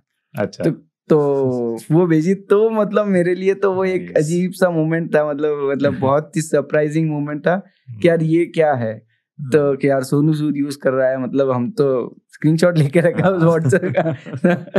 तो वो बहुत ज्यादा वो करी, और उसके बाद बात चलती रही थोड़ी सर से, और फिर हमने सोचा नहीं ब्रांड एम्बेसडर बनाएंगे सर को अपन। तो तब उनसे फिर बात हुई कि हम ऐसा चाहते हैं, तो उनने भी अपने आइडियाज़ दिए कि नहीं करना चाहिए, ये चीज़ अच्छी है तुम्हारी, इसलिए मैं भी करना चाहूँगा। और उनने भी मतलब जितना पार्ट मैंने प्ले करा उनने भी उतना पार्ट ले गया। अगर ज़रूरत पड़ी तो फ़ोन पे बात भी करी, इवन कोई मैनेजर नहीं था, डायरेक्ट बात कर रहे थे। तो वो एक बड़ा अजीब मतलब इम्प्रेसिव लगा मेरे को चीज़। तो ये चीज़ हुई। और आपकी श्रवण जी बड़ी अच्छी चीज़ है कि आपके अंदर ना वो एक चुल है, वो कीड़ा है कि एक्शन लेने का। मतलब वहां से शुरू होता है, जो एग्जीबिशन पे आप गए और सरदार जी ने बात करी तो उस बारे में सोचना शुरू कर दिया एलोवेरा। नेपाल से अगर किसी की बात आई है तो चल पड़े 24 घंटे के सफर पे कि चलो जाके देखते हैं। अभी आपको नहीं पता था उनको ब्रांड एम्बेसडर बनाना है नहीं बनाना, लेकिन आपको नजर आया एक बंदा अच्छा काम कर रहा है कोविड के टाइम पे, तो मैं अपनी कॉन्ट्रीब्यूशन करूं, मैं इनको 20 बॉटल भेजूं। हो सकता है बंदा देखे भी ना, और एंड रिजल्ट क्या हुआ कि उन्होंने पिया भी, आपको मैसेज भी किया, लेकिन अगर आप वो एक्शंस नहीं लेते, वो दरवाजे आप जो खटखटाते रहते हो ना, तो वो खुलेंगे। जो खटखटाएगा ही नहीं उसका दरवाजा कभी खुलेगा ही नहीं। तो ये बहुत अच्छी बात है आपकी, बहुत कुछ इसमें से बहुत लोगों को सीखने को मिल सकता है। तो सोनू सूद जी फिर आपने आपके ब्रांड एम्बेसडर बने, और आप कह रहे हो बहुत ही कोऑपरेटिव रहे वो। हाँ, बहुत ही कोऑपरेटिव रहे। मतलब हम तो बिल्कुल जीरो थे मार्केटिंग के मामले में, लेकिन हमको पता था कोई अगर बड़ा फेस जुड़ता है ब्रांड से तो ब्रांड की वैल्यू बनती है। तो लेकिन ना हमारी कोई मार्केटिंग एजेंसी थी, ना कोई कंसल्टेंट्स थे जो बताते हमको कैसे करना, आगे कैसे, या सेलिब्रिटी से कैसे बात करनी है। आप समझ रहे हो ना वो चीज़, मतलब एक 1-on-1 बात करना किसी सेलेब से, और क्या कॉस्ट होगी ये भी नहीं पता था। तो मतलब ये फिर उसके बाद कॉस्ट का डिस्कशन हुआ तो बड़ी कॉस्ट थी, मतलब 1 CR की। तो फिर मैंने कहा यार ये कॉस्ट अपन दे पाएंगे, लेकिन हमने उनसे रिक्वेस्ट करा कि सर देखो हमारे पास इतने पैसे तो नहीं है, लेकिन हम टुकड़ों में आपको दे देंगे। तो वो एग्री हो गए कि ठीक है, इस टाइम इतने, इस टाइम इतने, उस टाइम उतने, ऐसे ऐसे करके हम लोग 6 महीने में पेमेंट करने वाले थे। तो वैसा था। तो फिर उसके बाद हमने उनसे रिक्वेस्ट करी, तो मतलब उसके बाद सबसे पहले उन्होंने एक वीडियो बना के सोशल मीडिया पे डाला। वो अगर आप देख सकते हैं आज भी है वो वीडियो। तो कि कोविड वेव के during end of this second wave, जब थर्ड वेव सब सोच रहे थे आने वाली होगी, तो उनने एक वीडियो डाला कि मैं खुद ये काढ़ा यूज कर रहा हूँ और आप लोग भी करो। और हम दोनों ने मिलकर एक और चीज करी कि हम लोग 1 लाख बॉटल्स जरूरतमंद को फ्री देंगे इस जीवन संजीवनी की, क्योंकि उनको लगा इफेक्टिव है और फायदा कर रहा है। तो और हमको भी बहुत इस प्रोडक्ट पे हमको इतना कॉन्फिडेंस आ गया था, क्योंकि हम लोग क्या कर रहे थे, कुछ जो भी लोग आ रहे थे ना, मतलब हम अपने आप को समझ रहे थे कि हमने बहुत बड़ा फोड़ लिया है। मतलब हमारे पास जो है वो किसी के पास नहीं है, वैक्सीन थी नहीं। और लोग पूछते थे हमको आयुर्वेदिक फील्ड बनने के कारण कि यार क्या लें, और हम जिसको बॉटल पकड़ा देते थे ना, 15-20 दिन बाद आके वो इतना कॉन्फिडेंट बोलता मैं तो बच गया, मेरी पूरी फैमिली घर में ही रही, आपका काढ़ा पिया और हम बच गए, और मेरे पड़ोस वाला हॉस्पिटल गया और उनका वो हो गया, ये हो गया। मतलब ये था दिल्ली में भी आपने देखा हर जगह जो हॉस्पिटल में ज्यादा कैजुअलिटीज हो रही थी और घबरा बहुत रहे थे लोग। और उस घबराने में लोगों को अगर छोटा सा ये सपोर्ट आयुर्वेद का मिल रहा था ना, तो उनके लिए बहुत बड़ी बात थी वो। तो ये था। तो 1 लाख बॉटल्स आपने उस टाइम पे एक तरह की डोनेट करी। हाँ, 1 लाख बॉटल हमने कहा जो भी हमको ईमेल करेगा उसको हम लोग फ्री भेजेंगे, और ये सब था। श्रवण जी, एक चीज मैंने कई बार नोटिस करी है, जब कई बार मैं फाउंडर्स के साथ बैठता हूँ, एंटरप्रेन्योर से मिलता हूँ, कि कई लोगों को लगता है कि ब्रांड एम्बेसडर आ गया तो अब तो बिजनेस ग्रो करेगा। बट ये चीज उन्होंने शेयर करी, आप अपना एक्सपीरियंस बताना कि ब्रांड एम्बेसडर आने के बाद वो एक पार्ट है, सिर्फ ब्रांड एम्बेसडर होना सफिशिएंट नहीं होता, बिजनेस ग्रो करने के लिए और भी चीजें साथ में चाहिए। एक फेस आपको मिल गया, इससे आपकी सेल नहीं आ जाती। क्या ऐसा आपका भी एक्सपीरियंस था? हाँ, बिल्कुल सही। मतलब हमको लगा सर ने वीडियो डाल दिया और उनने हमारी वेबसाइट को भी मेंशन करा, तो हमको लगा अब तो बहुत सेल आ जाएगी। और हमारी उस टाइम हम महीने का या डेली का 2-3 हज़ार ऑर्डर ई-कॉमर्स पे आते थे। तो जिस दिन सोनू सर ने वीडियो डाला ना, मेरे को याद है, मतलब 26,000 की सेल आई थी हमारी। तो जब सोनू सर ने वीडियो, हमको लगा कि सोनू सर वीडियो डालेंगे और एकदम से सेल बूस्ट हो जाएगी। तो हम लोग वही 2-3 हज़ार की सेल्स रोज की कर रहे थे ई कॉमर्स पे, और हमको लगा जैसे ही ये वीडियो आएगा अपना ऑर्डर आ जाएंगे, पूरे कैसे होंगे ये सोच रहे थे हम लोग तो। और हम लोग बिल्कुल वेबसाइट पे बैठे थे कि कितने लोग आए।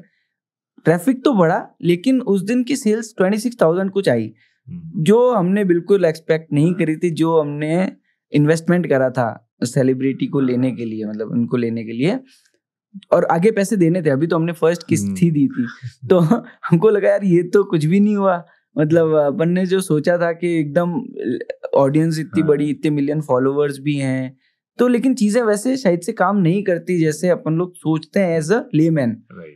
तो ये था। फिर कई लोगों ने बताया कि अच्छा, कई फ्रेंड्स भी थे जो बड़े ब्रांड्स में जॉब करते थे, तो उनने बोला देखो, अगर आप पहले, उनने सचेत भी किया था कई जगह जब आप बात भी करते हो ना, तो कि यार जब आप कोई ब्रांड एम्बेसडर लेते हो तो पीछे उससे 4 गुना और खर्चा भी करना पड़ता है। लेकिन वो उस टाइम हमको उतना नहीं पता था, और हम तो एक फ्लो में थे कि बस अब करेंगे और ले लिया। तो लिया, और उसके बाद जो हुआ तो बड़ा एक रातों की नींद उड़ गई थी।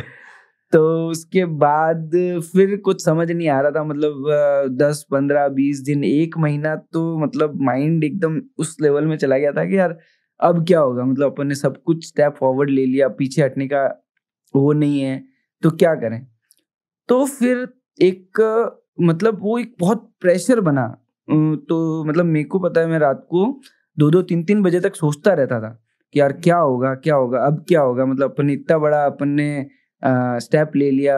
ठीक है, आप अपने आसपास के लोग तो तारीफ करते हैं कि हाँ बहुत अच्छा करा, ये करा, लेकिन अपन को एक्चुअल कंडीशन पता होती है कि माल नहीं बिक रहा है। मतलब आपने पैसा डाल के कोई मकान नहीं बनाया है, मतलब आपने एक ब्रांड एम्बेसडर लिया और वो नहीं वर्कआउट करा। तो फिर मैंने कहा अब कैसे करें। तो किसी ने एक एडवाइस दी थी कि देखो, आप ब्रांड एम्बेसडर लेते हो ना, जंगल में मोर नाचा किसने देखा, तो वही चीज हो रही थी मेरे साथ। तो उसके बाद थोड़ा सा यूट्यूब पे मैंने कहा डिजिटल एड्स चला सकते हैं, और डिजिटल एड का जमाना आ गया था, लोग कर रहे थे, अमेजोन पे एड्स कर रहे थे लोग। तो फिर वही सोचा कि यार, लेकिन उतना पैसा नहीं था, मतलब मेजर इन्वेस्टमेंट तो हमने सर को ही दे दिया था, मतलब वहीं इन्वेस्ट कर दिया था, और साथ साथ हमारी पैकेजिंग का रिवैम्प भी चल रहा था।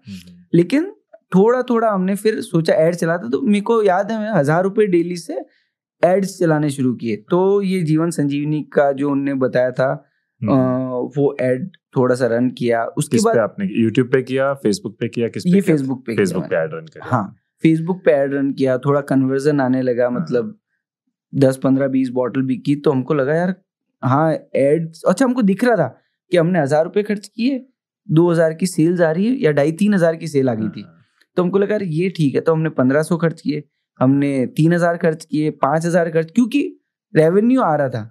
लेकिन वो भी थोड़ा सा वैसा था कि हाँ धीरे धीरे बढ़ा, अब सीख रहा था मैं। इधर यूट्यूब पे देख रहा था गूगल के लिए। फिर क्या, वो जब ये इतना प्रेशर आया ना, तो देखा अब गूगल एड्स कौन करेगा। गूगल एड तो समझ भी नहीं आता था, फेसबुक तो थोड़ा बहुत समझ आया। फेसबुक एड अभी आप खुद कर रहे थे? हाँ, खुद कर रहा था। अच्छा, आप यूट्यूब से सीख के, इधर से सीख के आप फेसबुक के एड्स कर रहे थे। 1,000 रुपए पर डे के बजट से शुरू किया और धीरे धीरे उसको बढ़ाना शुरू किया। हाँ, इवन फाइवर में कुछ लोगों से कंसल्टेंसी भी। फाइवर एक प्लेटफॉर्म है जहाँ पर आपको फ्रीलांसर्स मिल जाते हैं। जी। तो वहां से हमने गूगल के लिए अपना फ्रीलांसर भी लिया, जो सही से हम उनको महीने के 6,000 रुपए 7,000 रुपए दे रहे थे, जो हमारे मैनेज करेगा, कैंपेन्स बनाएगा। तो गूगल वो कर रहे थे। मेटा के लिए भी एक, और उन्हीं ने कनेक्ट कर दिया था, तो गाइड करा था, लेकिन एड्स में ही देख रहा था ज्यादा। फिर ऐसे करके थोड़ा स्केलिंग शुरू करी, तो 2-3 महीने में चीजें बनने लगी। अच्छा, जब आप एक सेलिब्रिटी लेते हो ना, तो आप एक 1 डे शूट भी मिलता है आपको। हमने उनसे एक कमिटमेंट लिया था कि आप हमारे को एक तो मोबाइल का वीडियो दोगे जो आप खुद अपने शूट करके डालोगे। उनने खुद अपने लेवल से ये करी चीज, क्योंकि चैरिटी भी इन्वॉल्व थी, सब था। तो उनने कहा था ये तो मैं करूंगा अपने लेवल पे, और एक शूट डे तुमको अलग दूंगा। तो एज अ फ्री मिला था हमको फर्स्ट वीडियो, देखा जाए तो फिर हमको लगा यार अब वो उस वीडियो को तो हम कितना ही चला लेंगे, मतलब वो तो एक जनरल उनने अपने उसके यूज के लिए डाला।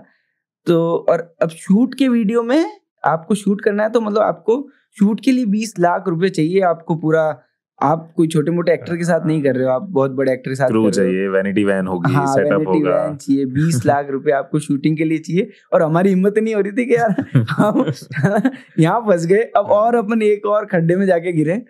तो मतलब समझ ही नहीं आ रहा था, तो हमने शूट ही नहीं करा। हमने 1 महीने नहीं करा, 2 महीने, अमूमन सेलिब्रिटी लेने के 1-2 महीने में, 1 महीने में ही कर लेते ब्रांड शूट। तो हमने नहीं करा, हमने कहा यार पैसा नहीं है, हम तो नहीं, अब 15 लाख और दे देंगे तो फिर तो बिल्कुल ही चले जाएंगे। तो फिर स्केल करने लगे। 2 महीने हो गए, 3 महीने हो गए, 4 महीने हो गए, और प्रेजेंट मतलब हाँ ऐसे 4 महीने हो गए। फिर कहा यार, उधर से भी प्रेशर आने लगा, आपको शूट की डेट्स कब चाहिए बताओ, सर पूछ रहे हैं। और हमने कहा शूट की डेट्स बताते हैं आपको, अभी चल रहा है कुछ हमारा, चल रहा है। 5 महीने हो गए, नहीं करा। तो फिर हमने कहा यार अब तो, लेकिन थोड़ा थोड़ा चीजें बनने लगी, हल्की हल्की से एक आती है कि हाँ भाई कुछ पॉजिटिव हो रहा है। थोड़ा सा स्केल कर पाए थे हम लोग। तो एक मेरे हिसाब से 4 महीने बाद स्केल आ गया था कि हम डेली के 40-50 हजार रुपए खर्च कर रहे थे, और हमको 1.25 लाख 1.5 लाख की सेल ई कॉमर्स पे आने लगी थी। एड्स के थ्रू ही आप उसको 40-50 हजार का एड लगा रहे थे? सॉरी, हम लोग 10-20 हजार के एड लगा रहे थे और 50-60 हजार की सेल आ रही थी। ओके। तो हमको लगा हाँ अब स्केल करना शुरू हो गया। इधर गूगल से भी ट्राई कर रहे थे, मेटा मैं खुद कर रहा था। रात को मतलब मैं देखता था कि रात को 3-3 बजे मतलब कब नींद खुल जाए रात को, और फिर जहां पर भी जो भी मिलता था कोशिश करके कुछ ना कुछ नया ट्राई कर रहे थे, और सेल आने लगी। तो हमको लगा यार ठीक है, अब प्रेशर भी आ रहा है और अब अपने ले ही लिया है तो शूट ही नहीं करा तो फिर क्या मतलब रहा। मतलब मैं नाम, उनकी फोटो उनने हमको दे दी थी, जो फोटो हम तो यूज कर रहे थे, लेकिन एड का क्या करें। अच्छा स्क्रिप्ट कौन लिखेगा, उसके लिए फिर कोई अलग बंदा करो। तो उन्होंने कहा यार क्या करें, सर को वापस कॉल किया कि सर देखो हमारा बजट नहीं है, ये डायरेक्टर्स तो इतना सारा बोल रहे हैं। तो उनने बोला कि एक काम कर, तू बता तुम्हारा क्या बजट है। मैंने कहा सर बजट तो अब क्या ही बताऊं मैं, मतलब आप बताओ क्या हो सकता है बेस्ट।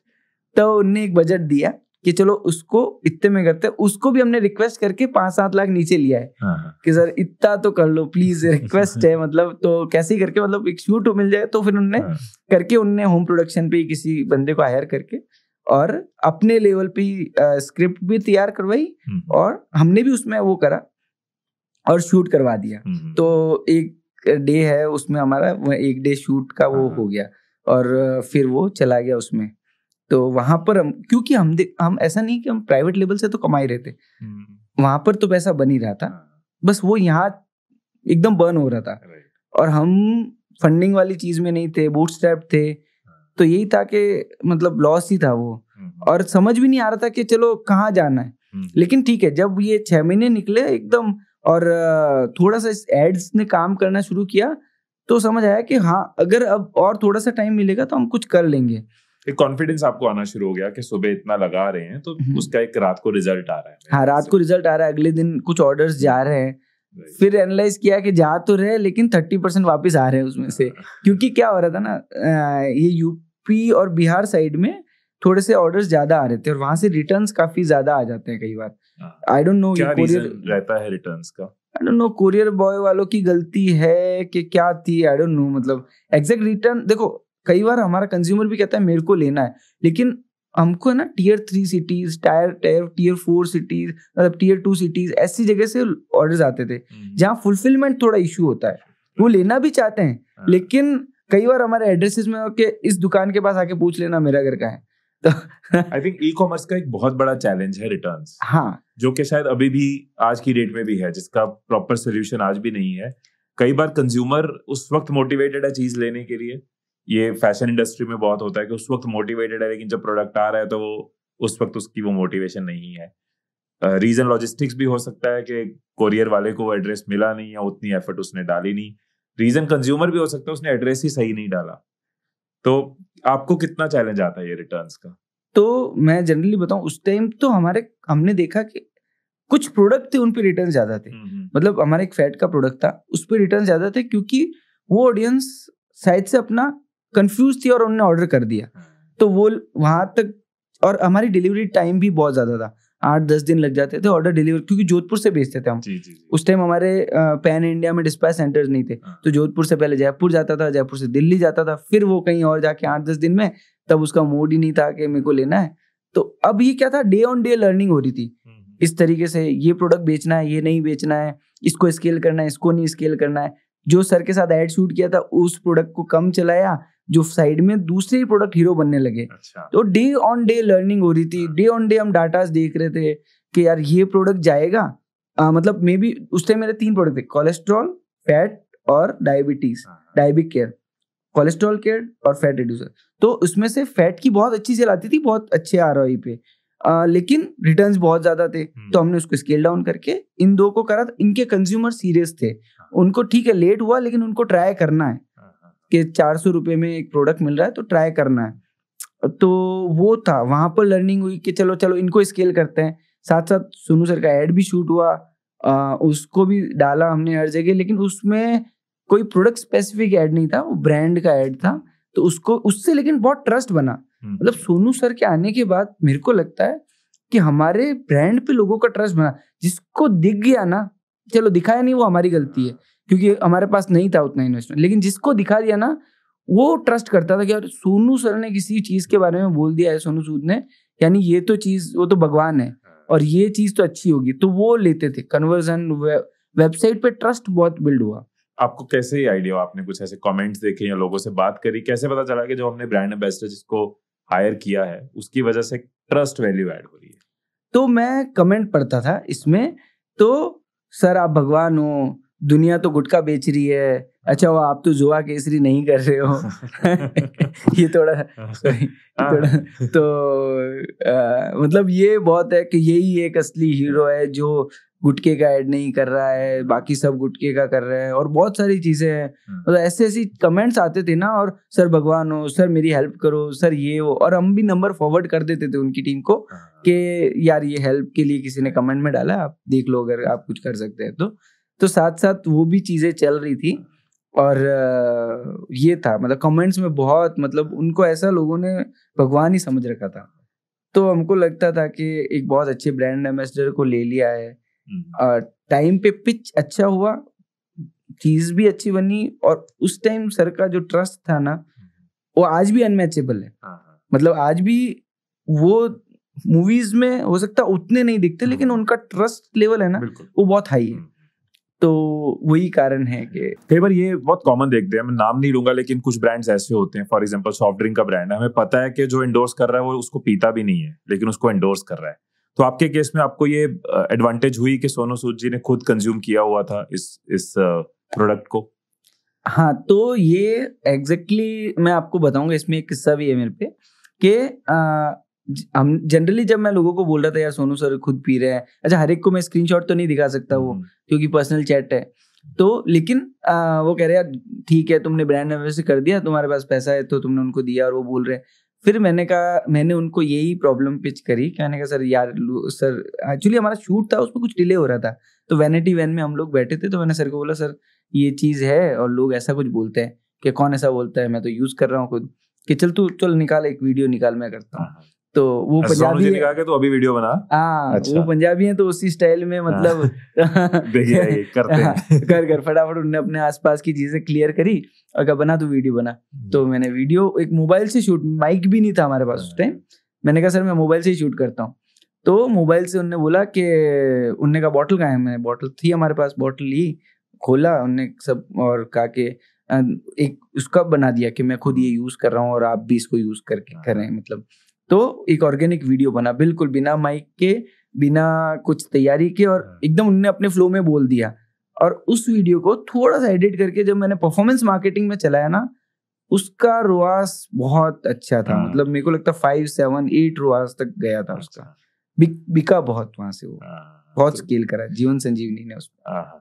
तो मतलब जिस चीज के लिए हम 20 लाख का यूनिट बना के बैठे थे वहां पे, उससे शायद ज्यादा बेटर परफॉर्म कर गई हो जो आपने मोबाइल से वैनिटी वैन में वीडियो बना ली। हाँ, वो उससे टू सरप्राइज, मतलब वो उससे बहुत ज्यादा अच्छा परफॉर्म करा। मतलब सारा जो तामझाम है उसकी जगह वो जो कमरे में वीडियो बनी वो ज्यादा मैजिक कर गई। हाँ, तो मेरे को यही लगा कि मतलब ऑर्गेनिक चीजें लोगों को पिच करती है, ऑर्गेनिक वीडियोस लोगों को ज्यादा पिच करते हैं। ये फैक्ट है, लोग रियल रॉ नेचुरल चीजों को समझते हैं, ऑनेस्टी नजर आती है। कोई भी चीज आज की डेट में स्पेशली यूट्यूब और इंस्टाग्राम की दुनिया में लोगों को पता है कि जो चीज रियल क्या है और फैब्रिकेटेड क्या है। तो वो रॉ का एक अपना मजा भी है। शायद पॉडकास्ट भी फॉर्मेट इसीलिए लोगों को अच्छा लगता है कि यहाँ कुछ प्लान नहीं है, एक फ्लो में हम बात कर रहे हैं, जो जो बात आपको अपने एक्सपीरियंस से याद आ रही है, इसीलिए पॉडकास्ट भी लोग ज्यादा पसंद करते हैं। और टीवी चैनल्स या टीवी की वो फैब्रिकेटेड न्यूज से लोग हटके इसीलिए शायद यूट्यूब इंस्टाग्राम पे आ रहे हैं, क्योंकि ये रियल है, ये रॉ है। तो इसके बाद हमने अब आज कट टू टुडे अगर आज की बात करें तो आज आपकी जो बिजनेस है वो कितना ऑनलाइन है, कितना ऑफलाइन है? सो अभी हम 90% ऑनलाइन कर रहे हैं और 10% ऑफलाइन। 90% आप ऑनलाइन कर रहे हो। ये भी अपने आप में एक बहुत बड़ी इंस्पिरेशन है कि डिजिटल का पूरा बेनिफिट आप ले रहे हो, वर्चुअल दुनिया का पूरा फायदा ले रहे हो। और अगेन अगर आज की डेट में कोई एंटरप्रेन्योरशिप कर रहा है तो सबसे बड़ा सवाल ये होता है मैं कैसे रिटेलर्स तक पहुंचूं, कैसे मैं मार्केट में पहुंचूं। तो जब ऑनलाइन इतना बड़ा स्कोप है तो उसको ऑनलाइन ही सोचना चाहिए प्राइमरली। हाँ, तो क्या होता है ना, आपके और कस्टमर के बीच में कुछ लोग आ जाते हैं, मतलब वो स्टेप्स है, वो जरूरी भी है, लेकिन अगर आप उनको कन्विंस नहीं कर पाए तो आप कस्टमर तक नहीं पहुंच पाओगे। और उनको कन्विंस करने के लिए आपके अखबार के एड्स, ऑफलाइन में तो आपके पास अखबार है, ये सब है। और आजकल लोगों ने तो देखो कम कर दिया है न्यूज़पेपर पढ़ना और ये सब, या टीवी देखना भी कम कर दिया, सब मोबाइल में ही पूरी वो चल रही है। तो इसीलिए फिर मेरे को लगता है कि हम स्केल कर पाए। और ये ज्यादा चैनल इसलिए बढ़ा क्योंकि ROI दिख रहा था हमको। आज आप अखबार में ऐड देते हो ना, आपको नहीं पता कि मैंने जैसे 10,000 का ऐड दिया है, इसके 20,000 में इसके 20,000 बने, 30,000 बने, 500 रुपए बने, कुछ भी नहीं पता। लेकिन जब आप डिजिटल में ये करते हो ना तो आपको हर चीज ट्रैकेबल है। आपको एक एक रुपए का पता चल रहा है कि मेरा ये ऐड ज्यादा चला, इस ऐड पे लोगों ने क्लिक ज्यादा किया लेकिन प्रोडक्ट नहीं लिया, इस पे क्लिक भी किया और प्रोडक्ट लिया, तो आप अगले दिन ही उसका बजट कम कर सकते हो और जो ऐड सही चल रहा है उसका बजट बढ़ा सकते हो। जबकि सड़क पे आप ये नहीं कर सकते, आपने होर्डिंग लगा दी तो आपके पास कोई ट्रैकिंग नहीं है, आपने टीवी में दे दिया तो आपको ट्रैक ही नहीं है कहाँ से क्या आ रहा है, बट वहां आपको पूरा हिसाब है। हाँ, वहाँ एक एक रुपए का हिसाब है। और उसी लिए कॉन्फिडेंस आया कि चलो 100 का 200 का कुछ तो बना, 200 का 400 बना। मतलब मैं पता है फर्स्ट ऐड मैंने 200 रुपए के बजट पे ही चलाया था, तो फिर 1000, फिर 2000, फिर 5000, ऐसे करते करते तो उस टाइम जो 3 साल पहले की बात, कोविड सेकेंड वेव को 3 साल हो गए आज, तो 3 साल पहले जो हम लोग डेली के 3-4 हजार रुपए की सेल कर रहे थे, वो स्केल होते होते करते करते करते एड स्पेंड भी बढ़ा, लेकिन वही रोआस मेंटेन करते हुए आज हम डेली का 30 लाख कर रहे हैं। डेली का 30 लाख का सेल कर रहे हैं। वेरी नाइस, बहुत बढ़िया। और अभी ऑलमोस्ट एड स्पेंड हमारा कितना होता है? अराउंड 10 लाख का। 10 लाख का एड स्पेंड है, 30 लाख का हम सेल कर रहे हैं रोज। और अभी जब ये B2C की हम बात कर रहे हैं, ऑफ कोर्स कंज्यूमर को हम टारगेट कर रहे हैं यहाँ पे, 90% जो ऑनलाइन है वो कैसे डिवाइडेड है? वो Amazon या इस तरह के प्लेटफॉर्म्स के थ्रू है या वो वेबसाइट के थ्रू है? ये कैसे डिवाइडेड है हमारा? मतलब मेरा अराउंड जैसे 60% अपने खुद के वेबसाइट का है, 60-70% खुद की वेबसाइट का है और 30% मार्केट प्लेस है। ये भी बहुत अच्छा, बहुत इंकरेजिंग नंबर है, क्योंकि जनरली लोग अपनी वेबसाइट पे कम कर रहे होते हैं और मार्केट प्लेस में ज्यादा कर रहे होते हैं, और वो ज्यादा सस्टेनेबल नहीं होता जहां तक मैं समझता हूँ। लेकिन अपनी वेबसाइट पे आप उसको सस्टेन कर सकते हो, यूजर आपके पास है, डेटा आपके पास है, आप उसको रीटारगेट कर सकते हो, आप उसके आगे रिपीटेडली आ सकते हो। बहुत सारी चीजें, मतलब जब आप Amazon पे बेचते हो ना, तो आपको कस्टमर का नंबर मिल रहा है ना, कुछ और मिल रहा है। अच्छा, अगर कुछ उसको प्रॉब्लम भी है तो आप उसको सेटिस्फाई नहीं कर सकते हो। मतलब वो सिर्फ Amazon पे डिपेंड करता है कि वो उसको कैसे टैकल कर रहा है। लेकिन जब आप या तो वो पैकेजिंग देख के आपको कांटेक्ट करे, लेकिन वो कांटेक्ट Amazon को करेगा, फ्लिपकार्ट को करेगा, वो आपको डायरेक्ट नहीं करता। तो ई-कॉमर्स में यही था कि डाटा मिल रहा था, कस्टमर से बात भी कर पाते थे हम लोग। मैं तो उठा के कई कस्टमर्स को फोन कर देता था, और इवन कोई कंप्लेंट आती थी तो हमारी कमियां पता पड़ती थी हमको कि यार हमारी ये गलती है। कई लोग, कोई पैकेजिंग पे स्पेलिंग मिस्टेक भी थी तो लोगों ने हमको मेल करा है कि यार ये आपकी स्पेलिंग सही नहीं है, आप इतना बड़ा ब्रांड हो के आप ऐसा कर रहे हो। अब उनको लग रहा है हम बहुत बड़े हैं, लेकिन हम तो स्केल कर रहे थे, मतलब हम तो वो भी सुधारा हमने, उनको थैंक्स बोला है। और जो फीडबैक आता है ना, उसकी आप मतलब उससे जो ताकत मिलती है ना, वो मतलब वो आप सोच नहीं सकते हो। मतलब उनने हमको ताकत दी है कि हम स्केल कर पाए। इवन जो डायबिटीज वाला जो हमारा डायबिक केयर जूस है, उसमें लोग इतना कि मेरा 20 दिन में 5 दिन में मेरा ब्लड शुगर लेवल इतना डाउन आ गया, 10 दिन में मेरा इतना डाउन हो गया, 1 महीने मेरा, मैं तो अपने रिलेटिव्स को भी दे रहा हूँ। मतलब कोई लोग तो ऐसे हो गए खुद सेलर बन गए थे। तो उनसे हमको जो कॉन्फिडेंस मिला ना, वो वही था जिनने हमको ग्रोथ के लिए हमको पुश किया कि नहीं कुछ अच्छा तो कर रहे हैं हम। तो श्रवण जी, जैसे आपने बताया कि आपका 90% ऑनलाइन है, 10% ऑफलाइन है, ये तो हो गया जो आप कंज्यूमर के लिए बना रहे हो, बिजनेस टू कंज्यूमर, आपका B2C हो गया। एक आपका जो दूसरा बिजनेस साइड है जिसने आपको थ्रू आउट, जिसकी वजह से आपको अच्छा कैश फ्लो मिला, जिसकी वजह से आप कई चीजें प्लान कर पाए, वो है जो आप दूसरे ब्रांड्स को सप्लाई करते हो, जो आपका B2B है, बिजनेस टू बिजनेस है। तो अब कितना रेशियो है आपका जो बिजनेसेस को आप सप्लाई करते हो वर्सेस जो कंज्यूमर को सप्लाई करते हो? तो आज की तारीख में हमारा ब्रांड 70% कर रहे हैं और प्राइवेट लेबल 30%। 70% आप अपने ब्रांड से बेच रहे हो, 30% आप सप्लाई कर रहे हो। Nice nice.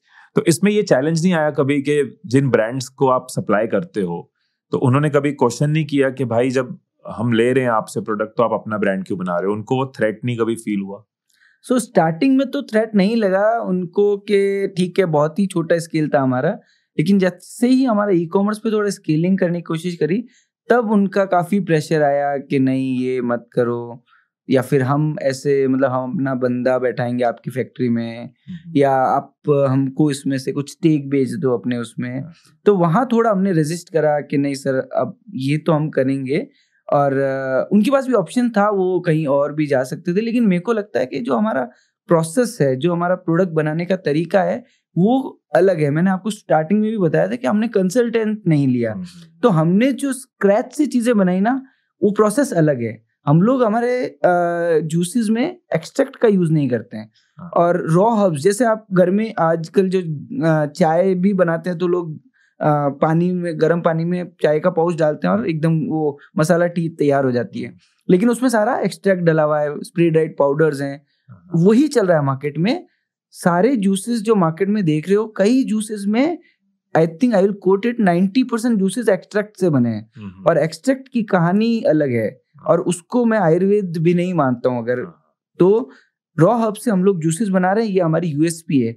ये अगर मैं लेमन की लैंग्वेज में समझना चाहूँ तो ये वही डिफरेंस है कि अगर मैं चाय पाउडर, मसाला चाय का पाउडर ले रहा हूँ जो कि एक्सट्रैक्ट एंड प्रोसेस चीज है, वर्सेस जब मैं एक इलायची डाल रहा हूँ, लौंग डाल रहा हूँ, दालचीनी डाल रहा हूँ और मेरे सामने वो उबल रही है, आप दूध ओरिजिनल डाल रहे हो, ओरिजिनल डाल रहे हो। ये फर्क आप एक तरह का कह रहे हो कि वो एक्सट्रैक्ट जो है वो प्रोसेस्ड है और वो पाउडर्ड है, और ये वाला आप रॉ फॉर्म में बनाते हैं रियल हर्ब्स के साथ। हाँ, तो मतलब ये वही है कि आप गाय का दूध पीना चाहोगे या पाउडर्ड मिल्क पीना चाहोगे। बच्चों को भी आजकल जैसे ये हो गया है कि बच्चे माँ का दूध नहीं पी के पाउडर्ड मिल्क ज्यादा पी रहे हैं, तो ये सजेस्टेड नहीं है। मतलब बहुत ज्यादा मतलब स्प्रे ड्राइंग जब आप प्रोसेस करते हो ना प्रोडक्ट को, बहुत सारी चीजें मिल जाती है अंदर, नहीं चाहते हो आपको प्रोसेस के लिए भी डालनी पड़ती है। माल्टोडेक्स्ट्रिन है, बहुत ज्यादा मिल जाता है वो पाउडर, दूध में भी बहुत मिलता है। तो ब्रांड्स का क्वेश्चन था आपको कि आप रहने दो, हम आपको ब्रांड्स ने आपको कहीं ना कहीं डिस्करेज करने की कोशिश करी कि आप अपने लेबल को मत बड़ा करो, आप हमें सप्लाई करते रहो। फिर क्या चल थी? क्योंकि मैं इसलिए पूछ रहा हूँ कि बहुत बार मैं ऐसे सप्लायर्स को मिलता हूँ, लोग ऐसा मानते हैं, मार्केट में काफी लोग मानते होंगे कि मैन्युफैक्चरर मैन्युफैक्चरिंग करनी जानता है और मार्केटर मार्केटिंग करनी जानता है। जो प्रोडक्ट बनाने वाले हैं वो जनरली बनाते रहते हैं और सप्लाई करते रहते हैं, और जो बेचने वाले हैं वो बनाने में ध्यान नहीं देते। कितने स्टार्टअप्स इस टाइम पे हैं जो इंडिया के अच्छी वैल्यूएशंस लेके बैठे हैं लेकिन अपना खुद प्रोडक्ट नहीं करते, वाइट लेबलिंग करते हैं वो। आपको ये चुल क्यों मची कि मुझे अपना भी मुझे बनाकर भी देना है, लेकिन मुझे अपनी आइडेंटिटी भी बनानी है, अपना लेबल भी बनाना है? पता नहीं क्यों, लेकिन एक ब्रांड को लेके जो मन में ना हमेशा से था, क्या बनाना तो खुद का ब्रांड ही है, लेकिन हम उसको क्रैक नहीं कर पा रहे थे।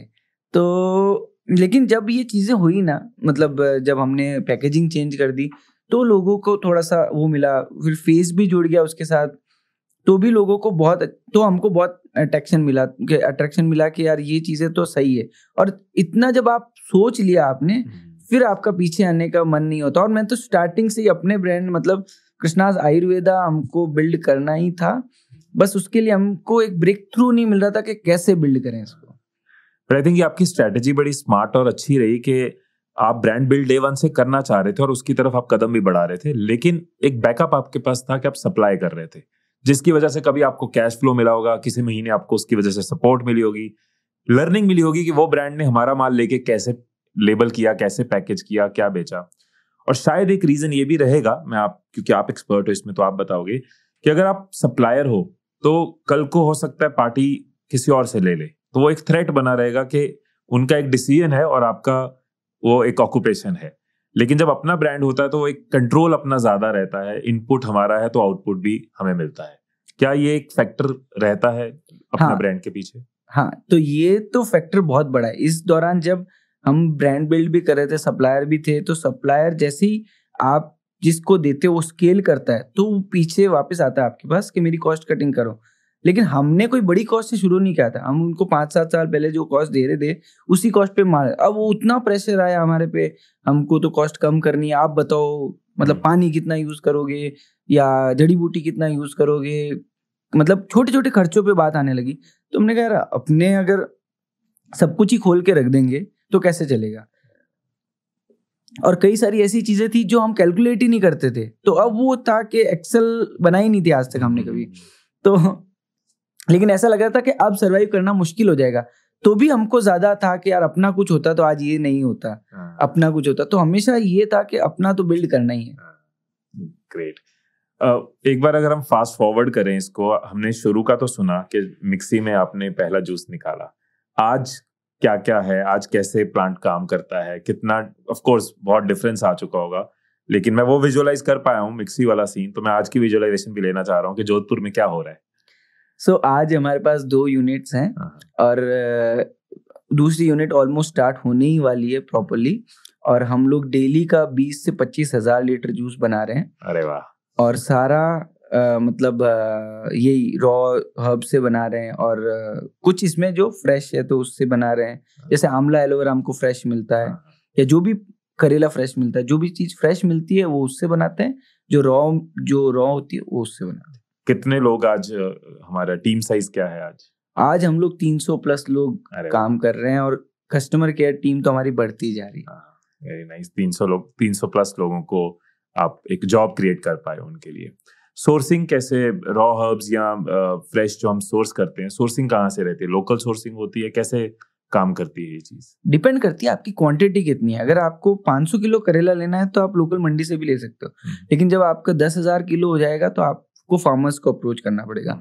तो जैसे जो क्वांटिटी हमारी ज्यादा है ना, वो हम डायरेक्ट फार्मर से लेते हैं, जो लिमिटेड है वो हम ट्रेडर्स से लेते हैं, और जो हमको फ्रेश चाहिए वो भी ट्राई करते हैं फार्मर्स पे, या फिर जहाँ हमको लग गया कॉन्फिडेंट है कि यार ये तो मेरे को इतना लगेगा, तो हम उसको फिर बैकवर्ड इंटीग्रेट करके और किसानों को मोटिवेट करते हैं कि आप लोग उगाओ, हम ले लेंगे आपसे। अच्छा, सो मतलब कि अगर आपको लग रहा है कि आपको ये चीज चाहिए और उसका सप्लाई उतना जितना चाहिए उतना नहीं है, उस रूट से नहीं है, तो आप रिवर्स भी करते हो, आप फार्मर्स को एनकरेज करते हो कि भाई इस चीज में स्कोप है, आप इस चीज को उगाइए, हम आपसे खरीदेंगे।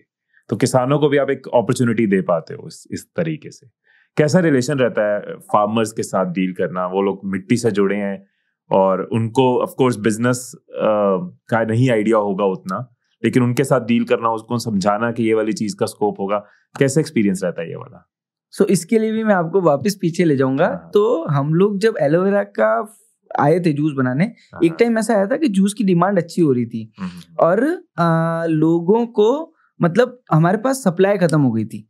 एलोवेरा तो बहुत था, हजारों एकड़ में था, लेकिन वहां लोगों ने, कुछ एक कंपनी आई थी जिनने हमने बायबैक का एग्रीमेंट्स करे थे फार्मर्स के साथ। किसी कंपनी ने बायबैक का एग्रीमेंट करे थे और सब भाग गए थे वो लोग। एग्रीमेंट पेपर तो फार्मर्स बेचारा क्या करे पेपर्स का। अगर मैं समझ पाऊं तो बायबैक एग्रीमेंट मैं व्यूअर्स के लिए भी कह रहा हूं कि आप उगाइए और हम फॉर श्योर आपसे खरीदेंगे। हाँ, और उसको हम एक पेपर पे नोट कर लेते हैं, साइन कर लेते हैं, आपसे हम पक्का खरीदेंगे, हमारे रिस्क पे उगाइए। हाँ, तो स्टैंप होता है, तो लोगों को लगता है नहीं ये तो लेंगे, और वो उसको उगाने का भी पैसा उनसे ले लेते हैं, और फिर वो 3 साल बाद हम जब ये क्रॉप आएगी तब लेंगे कह के गायब हो गए। और तो किसान की वो पूरी मेहनत जो हुई तो है, उसकी पूरी मेहनत खत्म थी। और हम जब मतलब हमको पहले था कि अब एक किसान से हमारा था, उसका खत्म हो गया था, तो हमको नहीं, अच्छा गैप था, किसान उगा रहा है हमको नहीं पता है, वो तो जिसने उगाया उसको पता है, तो हमने अखबार में ऐड दिया कि हमको एलोवेरा चाहिए, और तो हमारे पास फोन आने लगे बहुत सारे, और फिर नए नए लोगों तक जाने लगे, तो कि आप तो चोर नहीं हो। हमने कहा यार ऐसा क्यों बोल रहे हो आप? फिर उन्होंने अपनी स्टोरी बताई, तो उनको कॉन्फिडेंस लाने में थोड़ा टाइम लग गया, लेकिन फिर डील करना सीख गए हम कि किसानों से कैसे बात करनी, क्या करना, जरूरत पड़ी तो थोड़ा कैश भी दे देते हैं, कोई प्रॉब्लम नहीं है, वहां पैसा डूबता नहीं है। सो एक तरह का इनिशियली आपने वो डाउट उनका क्लियर किया कि डाउट क्लियर किया, उनके साथ बैठा, मतलब उनके साथ हमने खाना खाया, उनको फैक्ट्री पे बुलाया, बहुत सारी चीजें होती है, आप अप्रोचेबल हो। मतलब एक होता है बड़े कंपनी को कभी सप्लाई नहीं करेंगे क्योंकि जहाँ मतलब करते होंगे, लेकिन जहाँ बहुत सारे स्टेप्स हो जाते हैं ना तो उनका ट्रस्ट कम हो जाता है। लेकिन जहाँ मैं खुद था, मैं उनको मतलब फैक्ट्री दिखा सकता था, मैं उनको सेटअप बता देता था, मैं उनको कुछ एडवांस दे देता था, तो वो ट्रस्ट उनका बिल्ड हुआ वापस। तो आज की डेट में आप करते करते एक प्रोडक्ट से 170 प्रोडक्ट्स तक पहुंच गए हैं, तो आपका फेवरेट इसमें से प्रोडक्ट कौन सा है? सो डायबिक केयर मेरा एक फेवरेट प्रोडक्ट है, जिससे लोगों की डायबिटीज हम सॉल्व कर पा रहे हैं काफी हद तक।